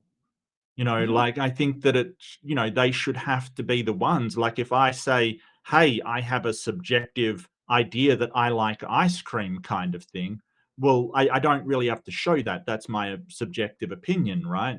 If you're saying something's objectively true, you should be able to show that. Like, if I say, hey, it's objectively true that I have a coffee cup, I should be able to show that objective truth, right? Like, that's what objective is. It's not stance dependent. So I don't know how they're going to do that. But then again, not my problem. Right. It's like Craig was saying, it's to us as rational thinkers, there's a difference between the phenomena and the qualia. Like, I can say my coffee tastes good. That's a qualia thing. But I can say phenomenally, there is coffee in this cup, and then someone could come check and verify that. So that becomes objective. The phenomenal is demonstrable. And Craig is up here saying that from his point of view, the two are indistinguishable, which is an inherently irrational position. It's like Craig saying that me saying my coffee tastes good is something that he can externally verify. And that's just not true. Working from within the universe, you've got to find some other account for the evolution of norms. And of course, in the times of Hume and Adam Smith and Adam Ferguson and the other founding fathers of social science, the first work was being done on trying to provide an account of the evolution of norms. Wow. The extra speed made it seem like you just hopped over. Yeah. Wow, he kicked it up a notch. No, that was pretty good. He went on from subject to subject, tried to address as many as possible, and didn't dwell too much on what Hume said about it. That's fantastic. Move on. Yeah, get his points addressed. Yeah, it's probably a good motivator to put inexperienced debaters on clocks. Like, some need a shorter clock than others, but put a clock on it. Make them go. All right, so this should be there's just under 11 minutes left, so this should be the closing statement. Probably. Yep. I may be mistaken. Okay. In my closing statement, I'd like to draw together the threads in this debate and try to come... I'm a prophet, which is why people should worship me. You are the Messiah. Yeah, absolutely. to some conclusions. You remember I said that the decision as to whether or not God exists will be a matter of weighing the reasons to think that God exists against the reasons to think that God does not exist. Now, which is not how we do anything. As we said in episode 1, if you're presenting a claim, you have to show reasons why we should believe you. Not say, here are some reasons, now let's see if the other guy can give better reasons not to believe me. That's not how anything works. Nope. The unicorns come to mind. Craig hasn't presented any reason not to believe in unicorns. Right, right. Well, I mean, I must admit, in a debate, you really do want, like when you have a position like "Does God exist?" What I've seen people do is just go, "Well, all the onus is on you. It's just your thing, and I'm not going to present anything against it." I think that in a debate, you really should be presenting some reasons for countering, the proposition kind of thing. You're taking a negative stance on the proposition. It's like when flat earthers get there and they go, "Oh, well, I'm not a flat earther. I'm a globe skeptic. It's all up to you to show that it's a globe." And it's like, dude, seriously? Like, but he's done that. Flew has done that. He's presented a few arguments. That's perfectly fine. I think that from here, really the ball's in Craig's court because he hasn't demonstrated anything. Everything he has said is based upon some prior claims, some a priori established things like the resurrection of Jesus, like the origin of the universe, like, all of these things have these extras that no one granted that he is assuming is true in order to make his arguments, but he hasn't shown a damn thing. That's the problem. I mean, as I often say, whenever a person presents their entire case and it's all arguments in lieu of evidence, it's because they don't have evidence. That's all they've demonstrated, is they have no evidence. I think that some things can be sort of a priori argued, or before you sort of only in your mind, essentially, before you use your senses. I don't think there's almost nothing that you can do that with. There's almost nothing you can just think about things and come to a conclusion. Maybe just logical truths, maybe, but all of this stuff is sort of a priori reasoning, which is, I mean, sure, you can do that, but it means that if you're wrong about any of the things that you're taking for granted or begging the question, then you can just throw that out the window. Oh, no, there is one thing he did say that wasn't a priori. It was that he experienced Jeebus. That was something that's a posteriori. It's certainly a posterior. It came from his posterior. It came from his posterior, yes. Yep. Have we seen compelling reasons in tonight's debate to think that God does not exist? Well, it seems to me not. Most of these arguments that Dr. Flew gave were based on the incompatibility of omnipotence with God's not getting his way in the world. But he never refuted my explication of the Molinist doctrine of conservation and concurrence, which explained why there may be worlds that are not feasible for God because he cannot guarantee how free creatures will choose. With respect to God's being incorporeal, I explained that we have an acquaintance of ourselves as immaterial agents, and this gives us a good explanation of things like intentionality, freedom of the will, and so forth, and that there's no reason to think God can't be an unembodied mind, and little response has been made to those arguments. So I think there's no reason to think. Show me an unembodied mind. Correct. And you're sort of saying we have experience of ourselves as unembodied minds. No, we don't. No, we don't. As soon as you destroy that mind, that person goes away real fast, Craig. You don't even Like have to destroy it. I've mentioned before, you I can. have a very hard time with the concept of anesthesia because I've been through anesthesia, and It's wild. it's hard to describe to anybody who hasn't had it, and I don't need to describe it to anybody who has had it. But basically, your Right. consciousness turns off.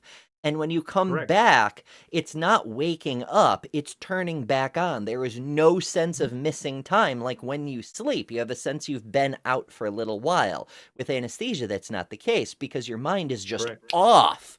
And it's scary as hell.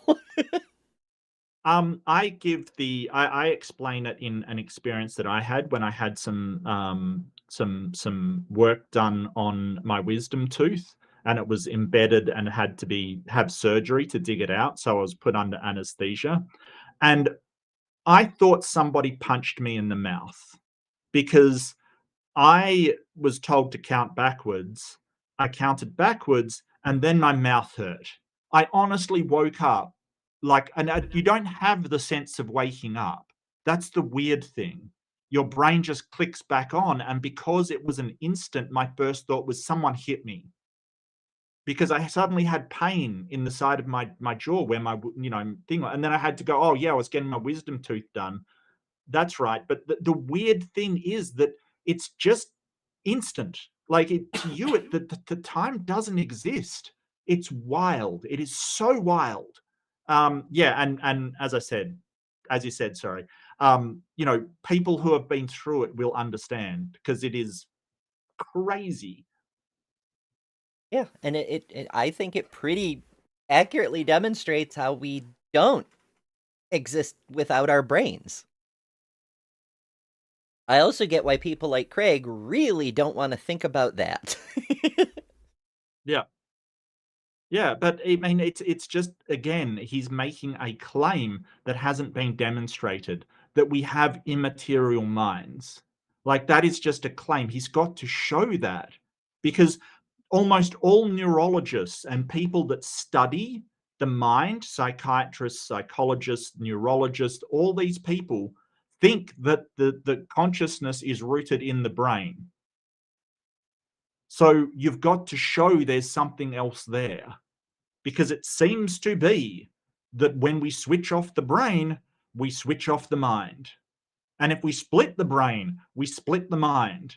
And if we damage the brain, we damage the mind. Like, I don't know why you're making this thing of saying, oh, but it's disembodied. It seems to be pretty damn well embodied.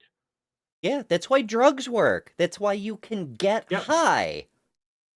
Like, what do you mean? Yeah. Yep. Negligible, if any, weight to the arguments for atheism tonight. Now, what about the 5 reasons I gave to think that God does exist? First, I argued that God provides, or that there is a deductive argument for God as the explanation of the origin of the universe. First of all, we saw that the universe began to exist, and that whatever begins to exist has a cause. And the whole debate is really hinged upon whether that causal premise is more plausibly true than not, and it seems to me clearly that it is. Kai Nielsen, who is an atheist philosopher at the University of Calgary, would agree with me on that score. Nielsen says this: suppose you suddenly hear a loud bang, and you ask me, what made that bang? And I reply, nothing. It just happened. Nielsen says you would not accept that. In fact, you would find my reply quite unintelligible.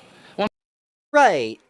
However, if you said I don't know, I might believe you. But if you said a magical unicorn farted, Yep. I'm probably not going to believe you without a demonstration that there is a magical unicorn that farts creating bang noises. Yeah.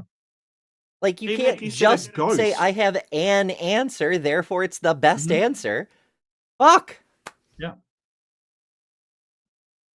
And also, reminder, the cosmological argument does not point to a god. It points to a cause. Not the original. Yeah, Yeah. not the original Kalam. Yeah. now, what is true of the little bang is also true of the big bang. It also must have had a cause. Something cannot come out of nothing, and therefore That's a false premise. Composition division fallacy. Just because a thing is true of a small system does not mean it's automatically true of a Correct. big system, and vice versa. there must exist a timeless, spaceless, immaterial, and personal creator of the universe. The second And that doesn't follow at all! Jeepers! Craig, you're a PhD! What are you doing? And who says it's one cause? Exactly. In Very fact, few things what in we reality see, have only a single cause. But to just Yeah. add Things- on top, well, there's a cause. Therefore, it's an immaterial, insubstantial, but all-powerful, disembodied, magical ghost who's an undead carpenter at the same time. Just, there's this huge pile of nonsense on top of it that isn't connected Mhm. to the thing at all. Ah! second argument, based on the fine-tuning of the universe, has gone completely unrefuted in tonight's debate. My third argument, from objective moral values, finally elicited a response in the last speech. Dr. Flew said it's fallacious to think that if God does not exist, objective moral values do not exist, because human beings are not merely animals. There's a difference between life and death. But I fail to see why that's important. There's a difference between live zebras and dead zebras. But a lion doesn't do anything wrong when it kills a zebra. Richard Taylor, an eminent ethicist, asked Well, Correct. yes and no. I mean, we don't do anything wrong when we kill a deer to make venison. It's not Right. wrong because we haven't imposed a moral wrong, unless, of course, you're a vegetarian or vegan and believe that animal lives should be protected to perhaps the same degree as human lives. But, I mean, we don't even think killing humans is always wrong, like in a case of war or Right. self-defense. Right. So, And when he says like, oh, but the lion does nothing wrong by eating the zebra, not according to the zebra. Uh-huh. That's I'm why it's pretty sure that stance the dependent. zebra will object. Yeah, the zebra will vehemently object to that. In fact, there's a version of the same story that Genesis appears to be based on, at least one of the chapters of Genesis, where the gods are hanging out being gods, doing their thing in the divine council, and they start getting prayers from the animals saying, my child was eaten by the lion today. This is wrong. This is injustice. And the gods, they're flummoxed. They're like, we're being accused of crimes, allowing these horrible injustices to happen. How are we to know when it is just that the baby zebra should be eaten, or when it is just that the lion should go hungry? Because the lion accuses us of the same crimes when we don't allow him to eat as he is compelled by his nature to do. How are we to decide these things? And one of them says, I have an idea. We as gods, we will create a tree that produces a fruit that will give to us the knowledge of what is good and what is evil. And when we eat of it, then we shall know. We will be able to tell what is just. And we will be able to say to the creature who prays to us, today is your day to die. And they will know, they will have faith in us that it is just because we have the divine knowledge. And the story goes on, and humans eventually get their hands on the fruit, and everything goes to hell. But the point is, even the gods have to wrestle with these in many mythologies.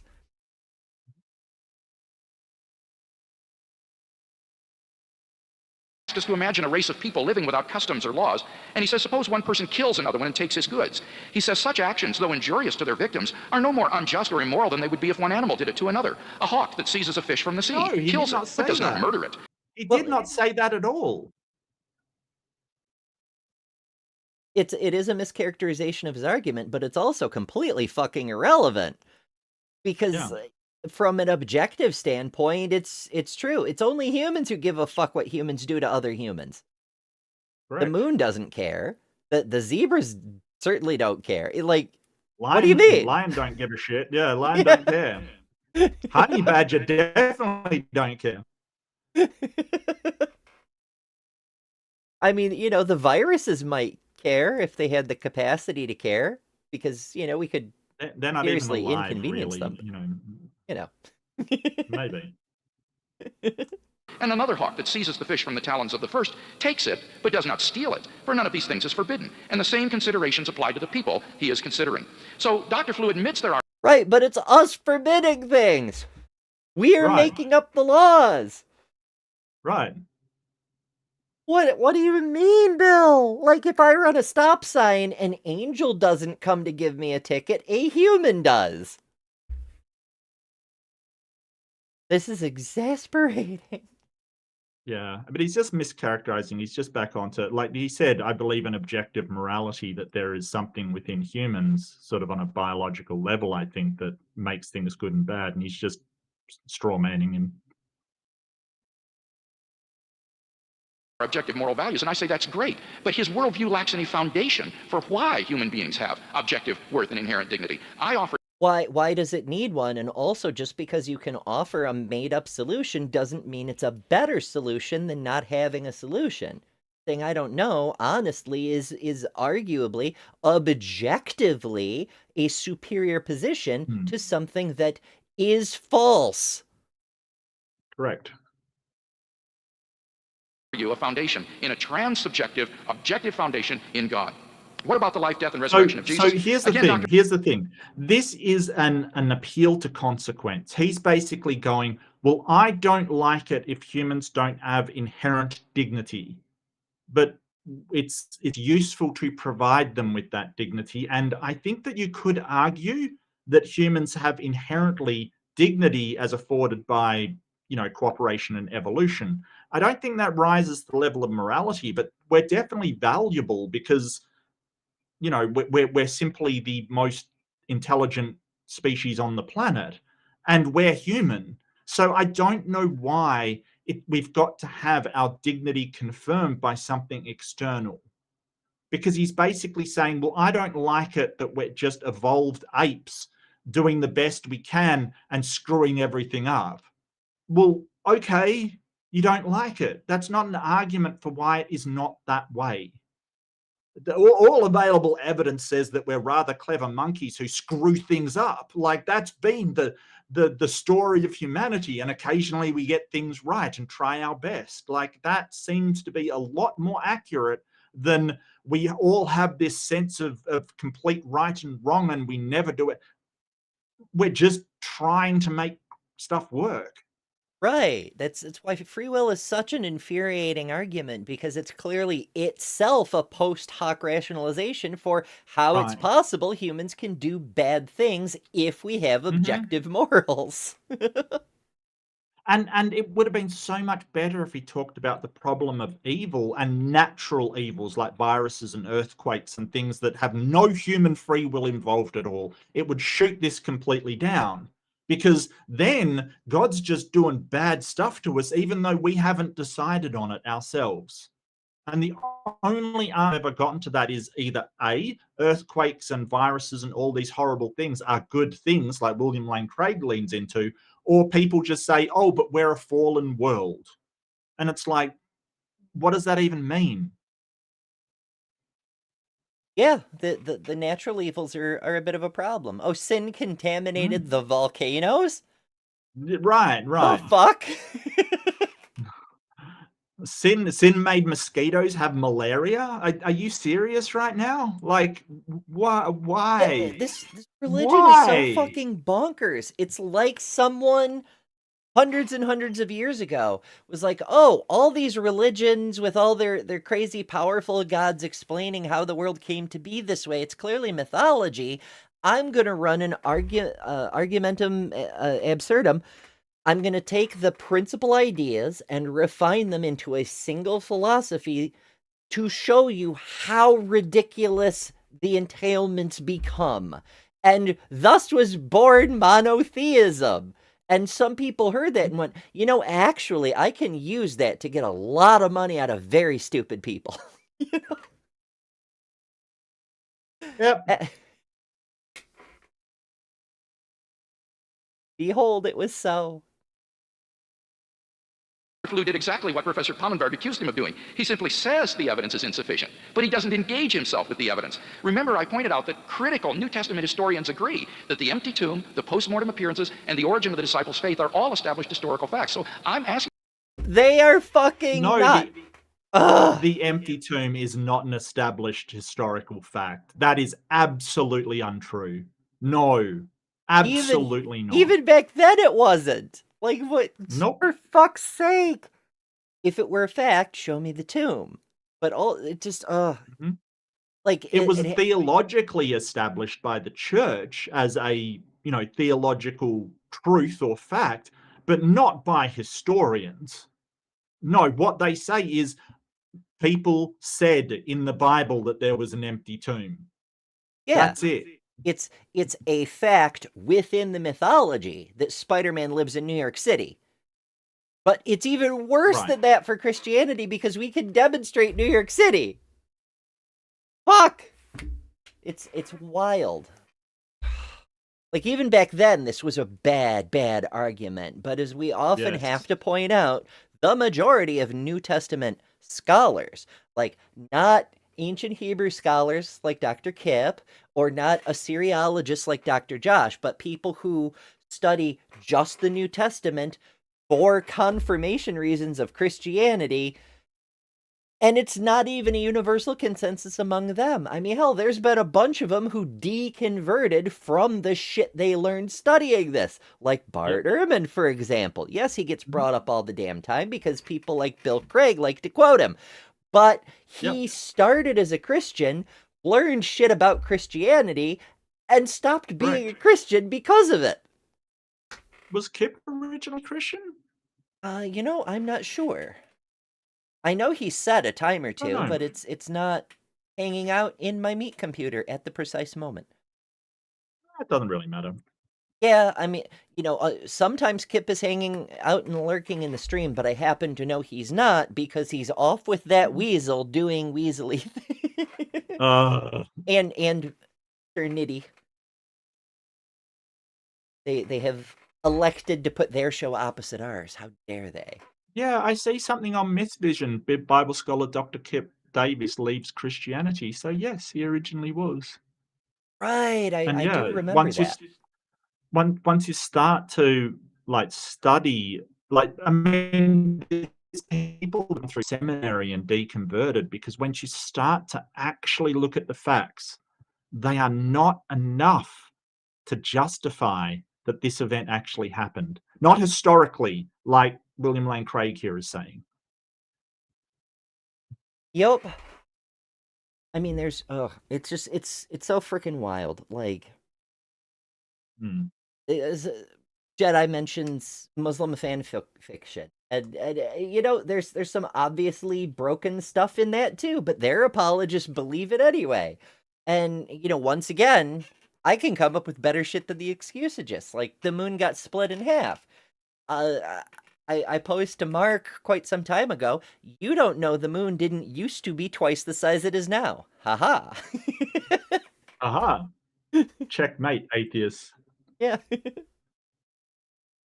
Dr. Flew, what is a better explanation of those than the fact that these men were telling the truth, that Jesus did rise from the dead? Is he going to defend that there was a conspiracy? Is he going to say Jesus wasn't really dead? I mean, what is his alternative? It seems to me that there is no plausible naturalistic alternative. And that's what Bill doesn't understand, or at least he proclaims to not understand. We don't need an alternative to say, I don't Right. believe you. I don't have And to there is an present an alternative. alternative hypothesis. Like he thinks that other religions started up where people just wrote bullshit down, like the Quran and Muslims or the Hindus. Like you know that you believe that people can start religions and write down stuff that isn't true. You believe they can do that because you think that the other religions did that. Mm-hmm. So demonstrate yours isn't. Can't just say, Correct. give me a better explanation. Like, give me a better explanation for the moon splitting in two. You can't. There go. Praise the Prophet Muhammad. Like, the fuck, Yep. Bill? That's not how you believe things. Otherwise, Yeah. you believe all the things. Praise the giant pizza slice that freaking J.L. Right, you Warren can't- imagined into being. Yeah, you can't give me a better explanation for all these Muslims believing in Muhammad apart from the moon splitting in half. So it has to have happened because you don't have a better explanation. Look, people make stuff up. You can't explain how the Mormons got so. You can't explain how the Scientologists got so popular so fast. So thetans must be a thing. Come on, Bill, start thinking, damn it. That's why this is one of the many reasons that while Bill is often proposed as like the best Christian apologist on I life know. today, among philosophers, he's a joke because he's not practicing the basics of philosophy. He's using top-down reasoning and confirmation bias to get to a predetermined conclusion instead of following the rules of logic. He's a bad philosopher. I mean, the fact that when he was asked why he believes, and he trotted out Pascal's wager, which hasn't been a serious argument in philosophy for like 100 years, that's terrible. That's terrible. That's absolutely awful. Mm-hmm. Yeah, that's another one that's been broken down a gajillion times. But for anybody not familiar, Pascal's wager is Blaise Pascal put forth this idea that it's better to believe because of the risk versus reward, right? Like if you are a Christian and you believe and you're wrong, you're no worse off. But if you believe and you're right, then you get heaven. But if you're an atheist and you don't believe and you're wrong, eternal hell. But if you do believe, or if you don't believe and you're right, then the best case scenario is nothingness. So it's clearly in your interest to make yourself believe, as if that's how it works. But it's an oversimplification of the problem, insofar as there's a gazillion fucking things you could choose to believe in, assuming you believe you can choose to believe things. Yep. Like, it's not just a yes-no situation. There's 43,000 Christianities and several flavors of Islam and Hinduism and every religion humans have ever come up with, and which one, if any, is the right one? Maybe even if Blaze were correct, which he isn't, but if he were correct, that it's better to believe than not believe because of the risk versus reward, you still need a reason to pick a specific one. And none from where I sit has any better claim on that than any other. If it did, I might be a member of that faith just because its claim is better, but I'm not seeing it. Well, that brings up what you choose then. Do you choose the one with the better reward or the least strict punishment for not believing? Like, it raises a million questions that you just cannot decide between. As well as other stuff, but I won't go too far into classicals. I think it's absolute, but most philosophers do. Like, they just think it's absolute rubbish because of the many, many, many flaws with it. As is often the case with apologistic philosophers, because you have to phrase it that way because they're apologists first and philosophy is an afterthought, which is why Brian Dalton calls them excusagists. Is they're not presenting reasoned arguments. They're presenting motivated, which puts certain flaws into how the reason works. So you get stuff like Craig and Pascal and C.S. Lewis, who in the grander scheme of things are bottom of the barrel bullshit artists. Objectively, compared to any other thinker in any other tradition, they're the fucking worst. But in Christianity, they're held up as the greatest thinkers of all time. And it's frustrating, it's exhausting, and it's kind of a little bit disgusting. Finally, let me just say a word about immediate experience of God. I myself wasn't raised in a Christian home or church-going family, but when I became a teenager, I began to ask the big... I used to be an atheist. Mark it on the bingo card. I should have done a bingo card for this stream. Oh my goodness. Yay. Yeah, as Liam says, the Bible gets some history right, but it's trivial. The parts which it claims are special pleading, the things that aren't special pleading are mostly demonstrably wrong, and the rest can be just ignored using Hitchens' razor. Yep. Which is, for anybody not familiar, that was a thing Hitchens threw out that's similar to Occam's razor, but instead it's more like extraordinary claim. That which can be asserted without evidence can be dismissed without evidence. Yep. Yes. I knew it was in my head somewhere. Rummage around. Questions in life. Why am I here? Where am I going? And as I read the New Testament for the first time, I was arrested by the person of Jesus. His words had the ring of truth about them, and there was an authenticity about his character that I couldn't deny. I finally, after a 6-month period of intense soul-searching, just came to the end of my rope and cried out to God. And I experienced a sort of spiritual rebirth. It was though someone turned on the light. This is his closing, and it amounts to a preaching testimonial. Amazing. Yeah, it's a testimonial. Well, guess what? I reached out to Jesus and he didn't answer. Is that compelling evidence?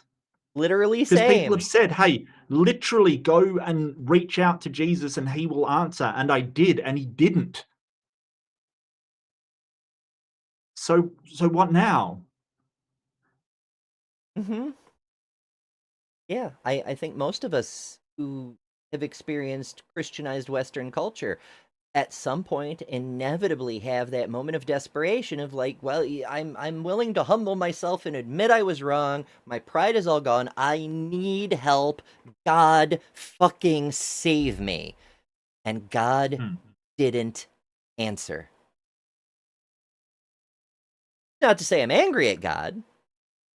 I may have been at the moment, but it's not a reason to believe. They will blame you and say, well, you need to have faith and you need to, keep it. And it's like, it sounds like you're trying to tell me to convince myself that this thing that I'm not experiencing, I am in fact experiencing.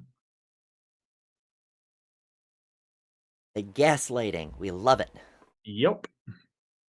Smelly gas. Light inside, and God became an immediate reality to me, a reality that I've walked with day by day for the last 30 years. If you're searching for God in this way, I want to encourage you to do the same thing I did. Pick up the New Testament and read it, and ask yourself, could this really be true? It could change your life in the same way that it changed mine. Could this Wishful really be thinking. true? Yeah. Could Like it will this? change your, like even if it does change your life drastically forever, that doesn't mean it's true. It's got nothing to do with it. It doesn't matter how hard you believe or whether you have the best feeling or whether suddenly you become a millionaire afterwards. It doesn't matter. Whether it is in fact true is what I'm interested in. Oh boy. And additionally, there's a very simple answer. If you read the New Testament, look at what it says. If you look at the way the stories contradict each other, the way they blatantly copy from each other while telling different stories, the way the first one, the oldest one, is clearly Greek mytho-history. It's a genre of fiction meant to include certain symbolisms in order to make certain moral points. It's like reading the Iliad and saying, could this be true? Well, if I'm not sure, then I'm going to start worshiping this shit, you know? It just... Yeah. The fuck, Bill. You're supposed to be a philosopher. Fuck. Could it be true? No. Taking the text at face value for what it says, it has multiple logical contradictions, physical impossibilities, and I realize the supernatural is supposed to be physical impossibilities, but we have no reason to believe them on their face or them in spite of all the other claims of supernatural things. And as far as I'm aware, you just got really good feelings. Like You know what you gives me feeling really a good certain feelings? way Coffee. doesn't equate to anything. Well, you know what? And there's been a ton of people who were Christians saying, hey, I felt really good, but then I realized that my feelings are not the reality of some Holy Spirit. And I can feel just as good without the Jesus. I've had times in my life where I felt fantastic and positive and all of these different things. You don't need Jesus for that. Like you've just applied yourself to a religion that says all of these things are Jesus. No, they're just the human experience. That's all they are. That's all they are. I've often argued that following a religion of this kind of nature, there are some that can help augment those peak experience. Buddhism to lean in that general direction, depending on which flavor practice. But this kind of religion, those peak experiences of the luminous or touching the numinous, Christianity diminishes those. It takes away from those. It makes the world smaller and dims the color and raise the light. It's really, it makes really everything sad. shitty. It makes everything shitty. It's like you go get into an accident, a doctor works, around the clock for 20 hours to save your life, and people work tirelessly to provide you with quality of life, and you thank Jesus instead of those people. Yeah, not great. Not great.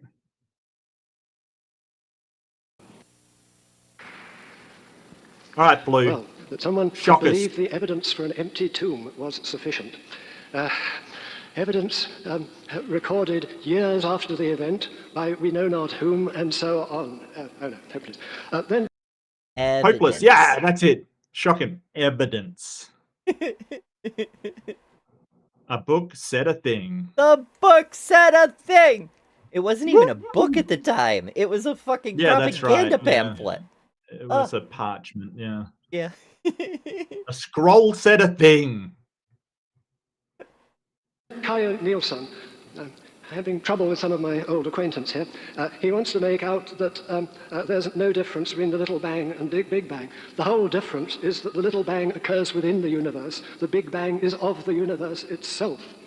And Taylor, Opposition who was division, saying, another acquaintance going wrong, no difference between what a lion or a fish does and what a human being does. The difference is the difference between human beings and other animals. The fact that we are animals does not justify a direct inference, so we're nothing but animals. We're no special sort of animals. It doesn't justify any inferences to these manifestly false conclusions. Right. Every species of animal has something special about it. That's one of the reasons it's a different species from the other animals. Like, chimpanzees also have weapons, and gorillas can learn sign language, and, these don't necessarily have to be unique characteristic, but there's differentiating factors. Some of them are physiological. That's how we've arranged our categorization of them. But there's also behavioral differences, there's genomic differences, the list of differences gets pretty long. And from a cheetah's perspective, they're the most special because they're the fastest. Yeah. To them, being fastest is the thing that you ought to aspire to because that's their survival advantage. And every species has its own particular thing.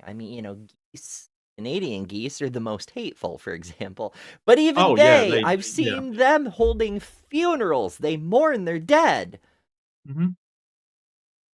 And I think that humans, as far as like the thing that makes us special enough to have morality, is really the socio-linguistic ability, like the ability to pass communication on between us, and a socio-technical ability, the ability to be able to teach each other stuff, the ability to be able to have an idea and teach that idea to others is what makes us so special. It's special to us, not so much to a chimpanzee. They probably think it's a waste of time. I don't know. I won't speak for the chimpanzees, but to us, that is what makes us so amazing. Bree's back. Yeah, we were talking about that debate earlier, in fact. Yeah, I lost. Completely got absolutely destroyed. This is why no one argues with Bree. I know. The one thing that I feel guilty about not doing anything about is the probabilistic arguments. Well, applying probabilities again outside the universe. And it's not even a probability. It's I think, because I want to believe through motivated reasoning and special pleading, that this explanation is the best explanation. You haven't demonstrated any probabilities. You're just saying, I want to believe a thing. So I'm going to call it the most probable. This is whenever they have a phrase they like to bring up, and it does have a valid use in philosophy, but they always use it improperly. They say inference to the best explanation. When they say it, they mean inference to my favorite explanation, and I will make up probabilities to justify it if I need to. Oh, fuck's sake. Ay. But there's good news. First of all, Bree says it's 50-50 because she lost the Gaia debate hands down. So you're evenly matched. Or we need a tiebreaker. That could be fun. But different thing, different day. Also, Native Atheist sends a $10 super chat. So much, NA. I appreciate it much. NA has been a member of the community for a long, long time, and we see him in all kinds of streams, including Live from the Hive, which was on earlier today. If you haven't seen it, Saturday mornings. Well, Western Hemisphere Saturday mornings. It's a great time. You should. But anyway, thank you, NA, for the chat. Says, thanks for the stream. Hey, thanking us and thank you. Thank you for the thank you. Yes. But I very much appreciate it. All right, let's try to finish this thing. We're so close. We're so close, We're folks. so close. Makes it impossible, I think, to apply either sort of probability theory, either the propensity theory, because we don't know anything about the propensities of the objects considered, and we certainly can't apply a frequency theory because we haven't got any other universes. There may be other universes. Sample size of one. Them to count. Just say sample size of one. Yes, yes. But yeah, it's good that he mentions that. Like we Yeah. don't have anything to compare it to, so how can we say it's more probable? I mean, the only thing we could say with the data available to us is it's 100% of the time Mhm. that we're aware of. There. This may not be satisfactory, but it's impossible, I think, to give complete satisfaction on every issue within these limits. So I think the least useless thing I can hope finally to do is to stress once again, I have not from the beginning tried to persuade you of the non-existence of God. I said at the beginning, but think for a moment. Supposing you were asked, supposing you'd recently visited, as I have done, the Metropolitan Museum in New York, and you'd seen a statue of the Egyptian god Horus. One of the interesting things about this god was that the Egyptians in its day believed that every successive pharaoh was an incarnation of that god. Now, would you like to provide proof of the non-existence of that God? The reason you don't believe in that God is no one's ever mentioned this being before. No one can produce any compelling reasons for believing there was this God. And that's it. So I haven't been trying. What I have been trying to persuade you of is that we are finite, limited human beings. All our knowledge, all our theories are contained within the only universe that, as far as we know, there is, and certainly the one.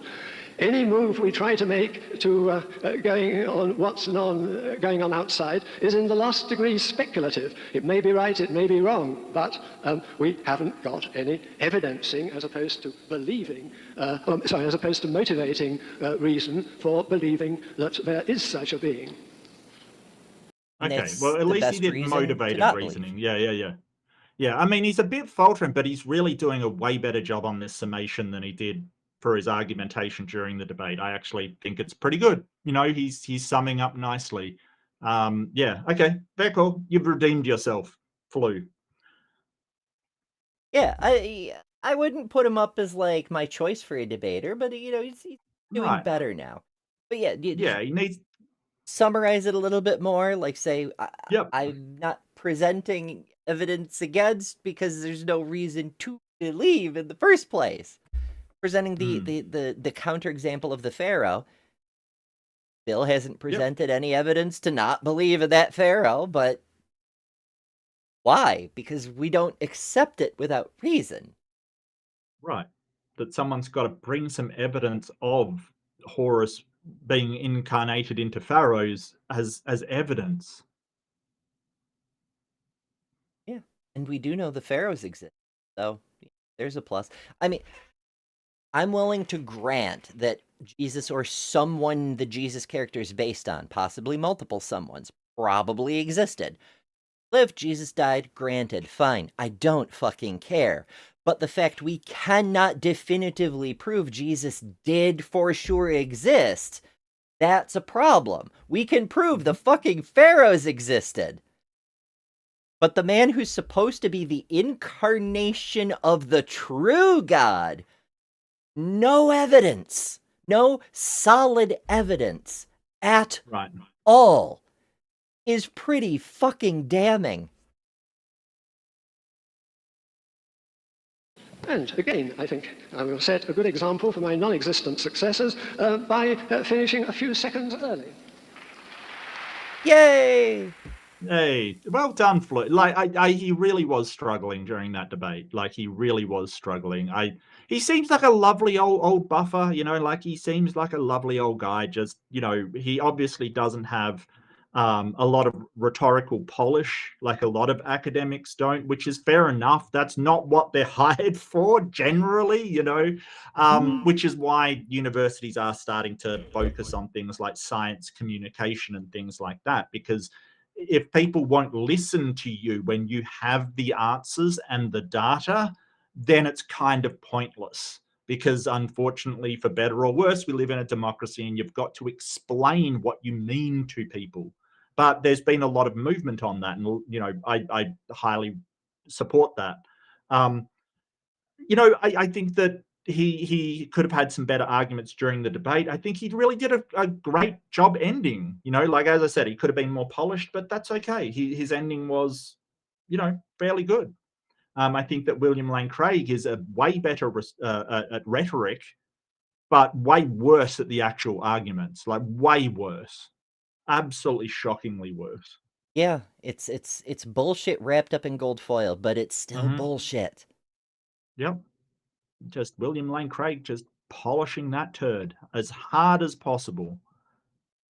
And all of his stuff is all dependent on things that he has not demonstrated, has not shown, misinterprets, misrepresents from physicists. It really is just a cascade. And we saw that when he went up against Sean Carroll, who is a very good physicist, one of the best physicists in the world.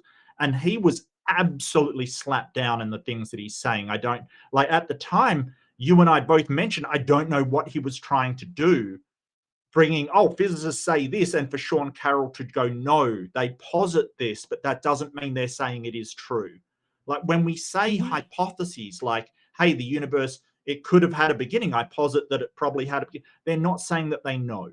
So we've got to separate this from a physicist saying something as, well, here is an intellectual idea, as, well, we're certain, that gravity is a bend in space-time, is curvature of space-time. Like we there are things that we know and things that we don't. And he's trying to take what any physicist has said as, well, that's what they know. Not true. Sean Carroll posited parent and child universes, that one stems from another. That doesn't mean he's saying, I know this to be true.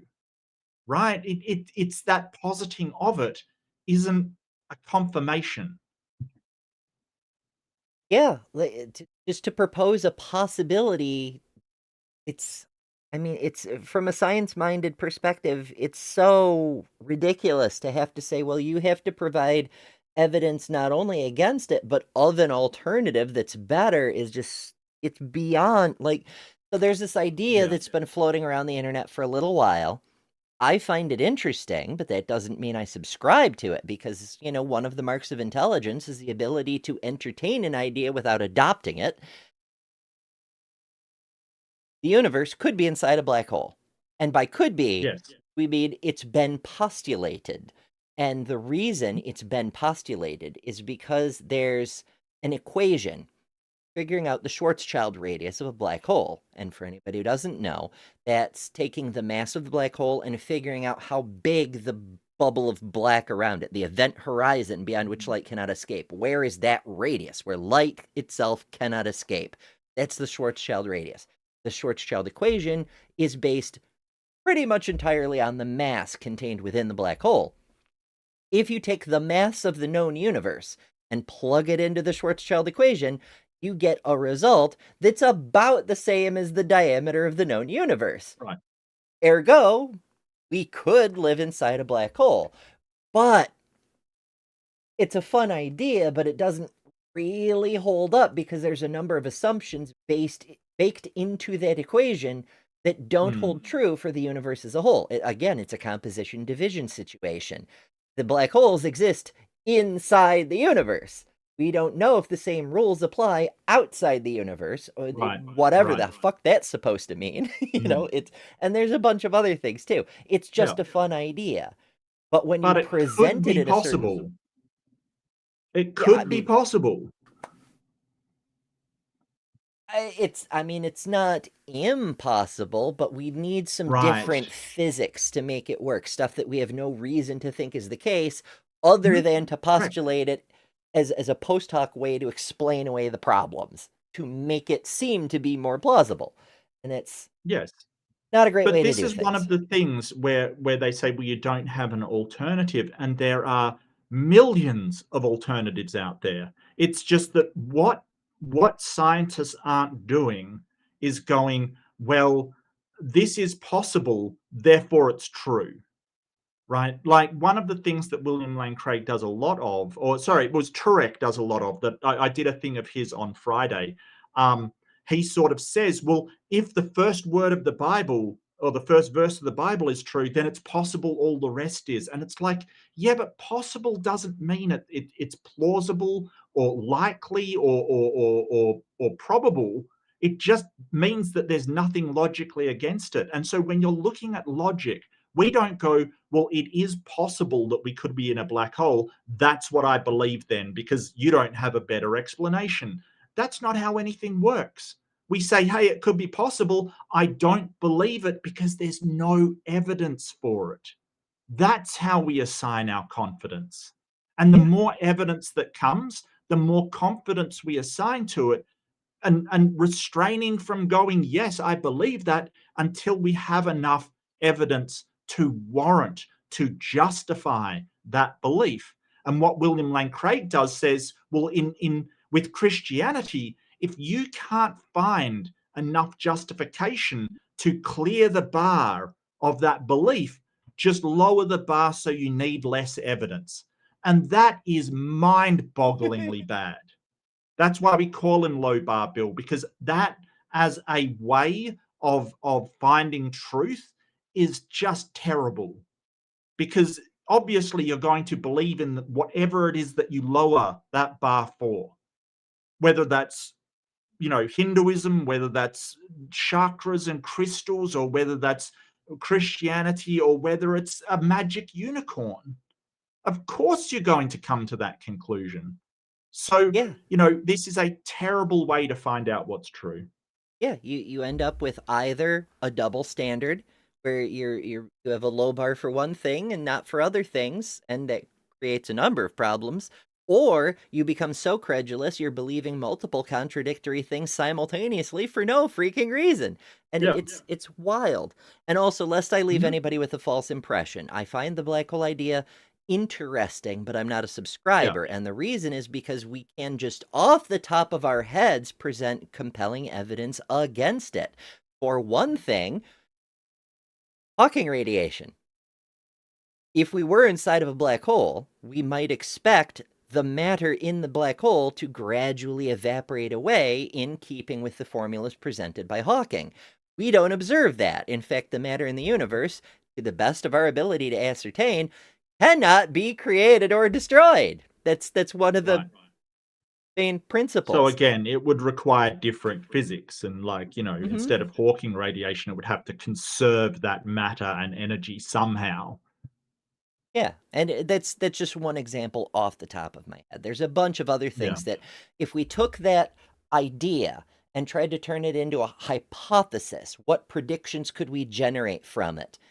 Anything we can think of doesn't match observation. So we can effectively rule it out with an asterisk pending additional information and developments. It's not Yep. conclusive, but it means we don't have a strong reason to believe in it. Hmm. At least for now. One never knows. I mean, we may come across, a purple butterfly that creates gods when it flies by. And who's to say? Anything could happen. Yeah. Who knows? It's not But yeah, logically impossible. I'm glad that Flew started to cook near the end. I'm really glad that he didn't completely mess it up. He was looking very shaky towards the first and second parts, but, you know, I think he wrapped up nicely. You know, I think that, like, Flew to me is a guy that does academic debates, you know, and William Lane Craig does popular debates. I think that's basically the difference. Yeah, I'm not super impressed with the performance of either debater, but I mean, frankly, the fact that Yeah. Bill, despite asserting that so many of his points went unaddressed and therefore he wins by default, had to resort to giving testimony at the end. Testimony, It's right, just yeah. that, to me, that demonstrates a critical failing in his argumentation. Yeah. Yeah, But I mean, because I could feel like I experienced a rainbow giraffe, and you still wouldn't say, well, then you're justified believing that you're in contact with a psychic rainbow giraffe. You know, like, it just isn't, it isn't anything, you know, any more than somebody saying that they've got, you know, a demon talking to them is any, like, there's a reason why we don't allow spectral evidence in court, like visions and, you know, what you hear in your head and, you know, all of that stuff. It's because it is just in no way reliable, demonstrable, or in any way evidence of any kind.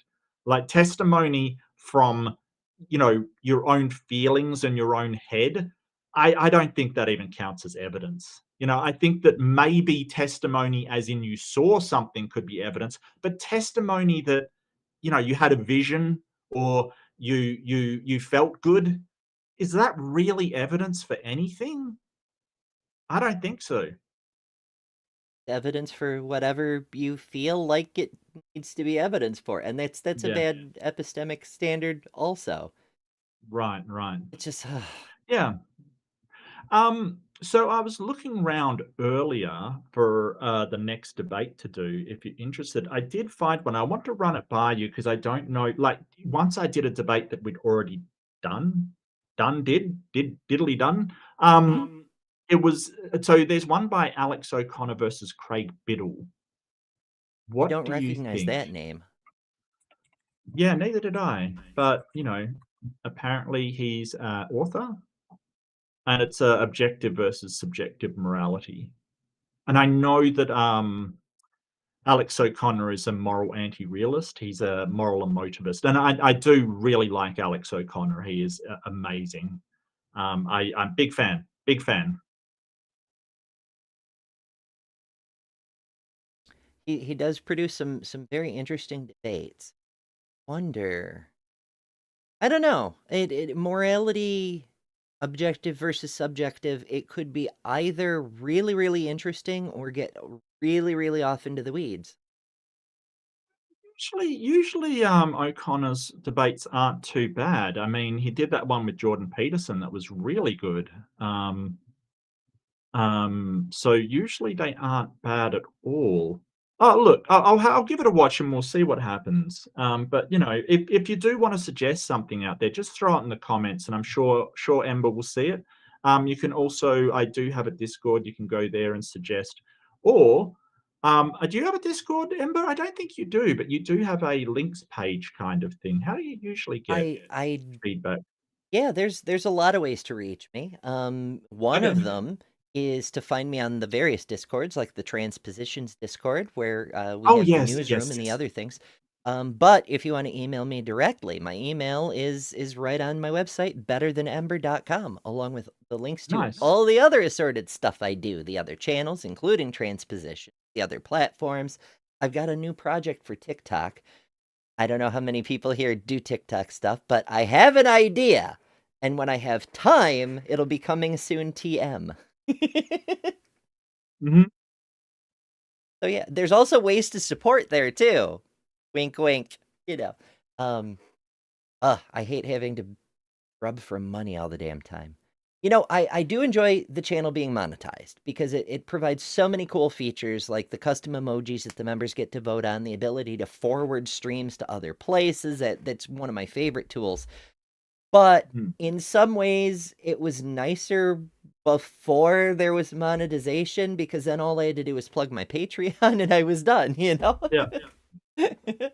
But yeah, I do Um, actually have a server, but it's like a reincarnation server thing. I had a server, it got invaded by horrible people, and I had to nuke it to protect everybody else from the nonsense. I built another one, but at the moment, it's one of the Patreon exclusives. It's not even a YouTube member because the YouTube members have so many advantages over the Patreon subscribers. I had to give the Patreon people something. Eventually, I want to make it an open thing, but there's so many things I do. I just don't have time. no, that's So, fair. you Life know, life sort of takes up time, unfortunately. Wish it didn't. yeah. Certainly does. So, but I do exist on the Discords in various places, including in Mark's Discord server as well. Yeah. Yeah. So feel free to drop something in there if you do want to see something. The problem, Native Aid, the problem with JLP versus Danny, that was that it was incredibly short because Danny just basically said, "You're not taking a position on anything," which he's not wrong, but it was incredibly short before Jesse Lee Peterson said, "Bugger off, kid," basically. And secondly, it's also on Jubilee, which is like they will strike at the drop of a hat. They're very, very they're bastards, quite frankly. They are absolute bastards. So yeah. Oh yeah. It's There's some great spoofs of Jubilee things. I saw one the other day that was Jordan Peterson versus 20 Kermit the Frogs. Yes, that's And actually hilarious. it's fantastic. If only we Pretty could funny, get yeah. Josh Bowen in there too. I don't know. I don't know. Uh, I'm a silly. All right, before we go, what have you got coming up? What have I got coming up? Okay, so I am going to be doing my usual Wednesday and Friday, which is Tuesday night and Thursday night, Eastern time. First one's aimbot, second one is fundamentalist fails. If you do like laughing at people like Ray Comfort and Ken Ham, come along to fundamentalist fails. It's a hoot.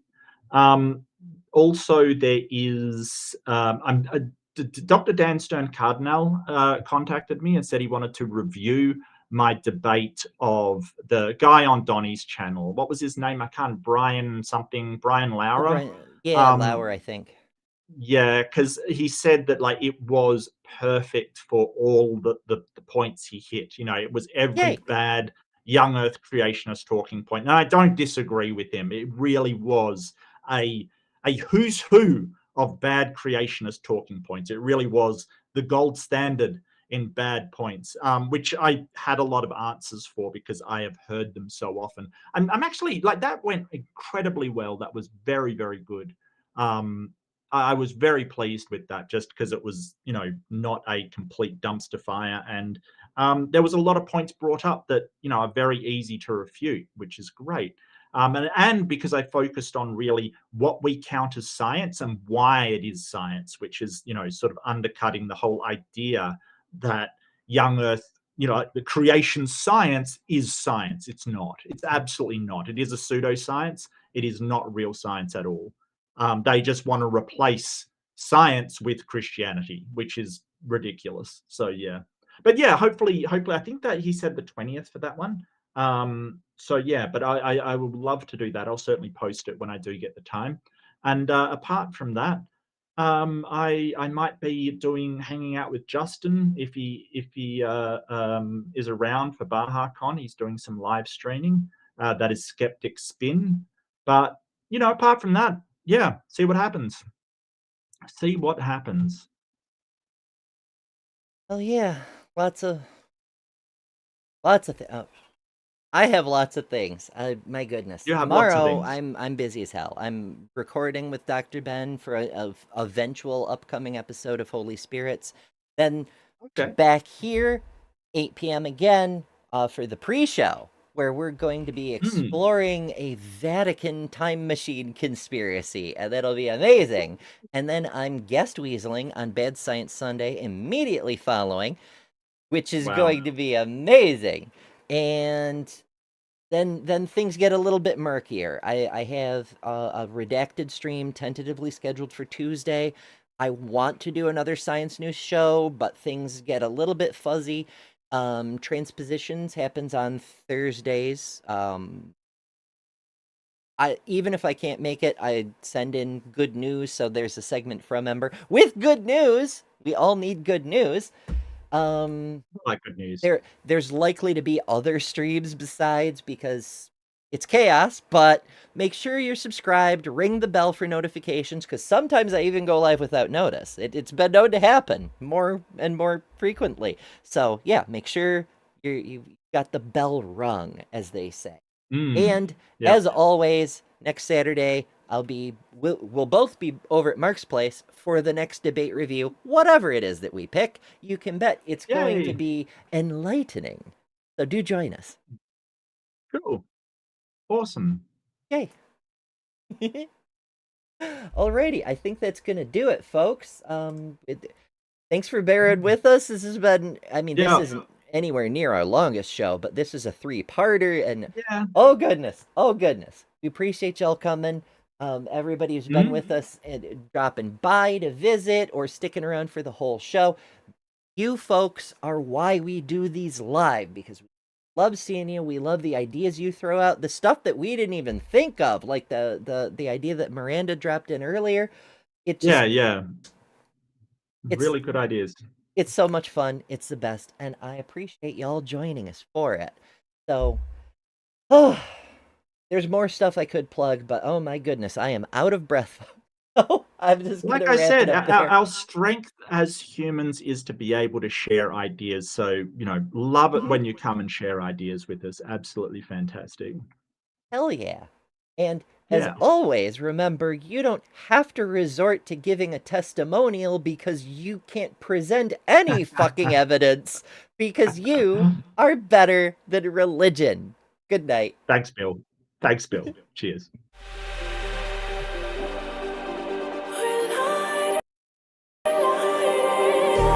Just like a spark that's breaking out, can't make a stop.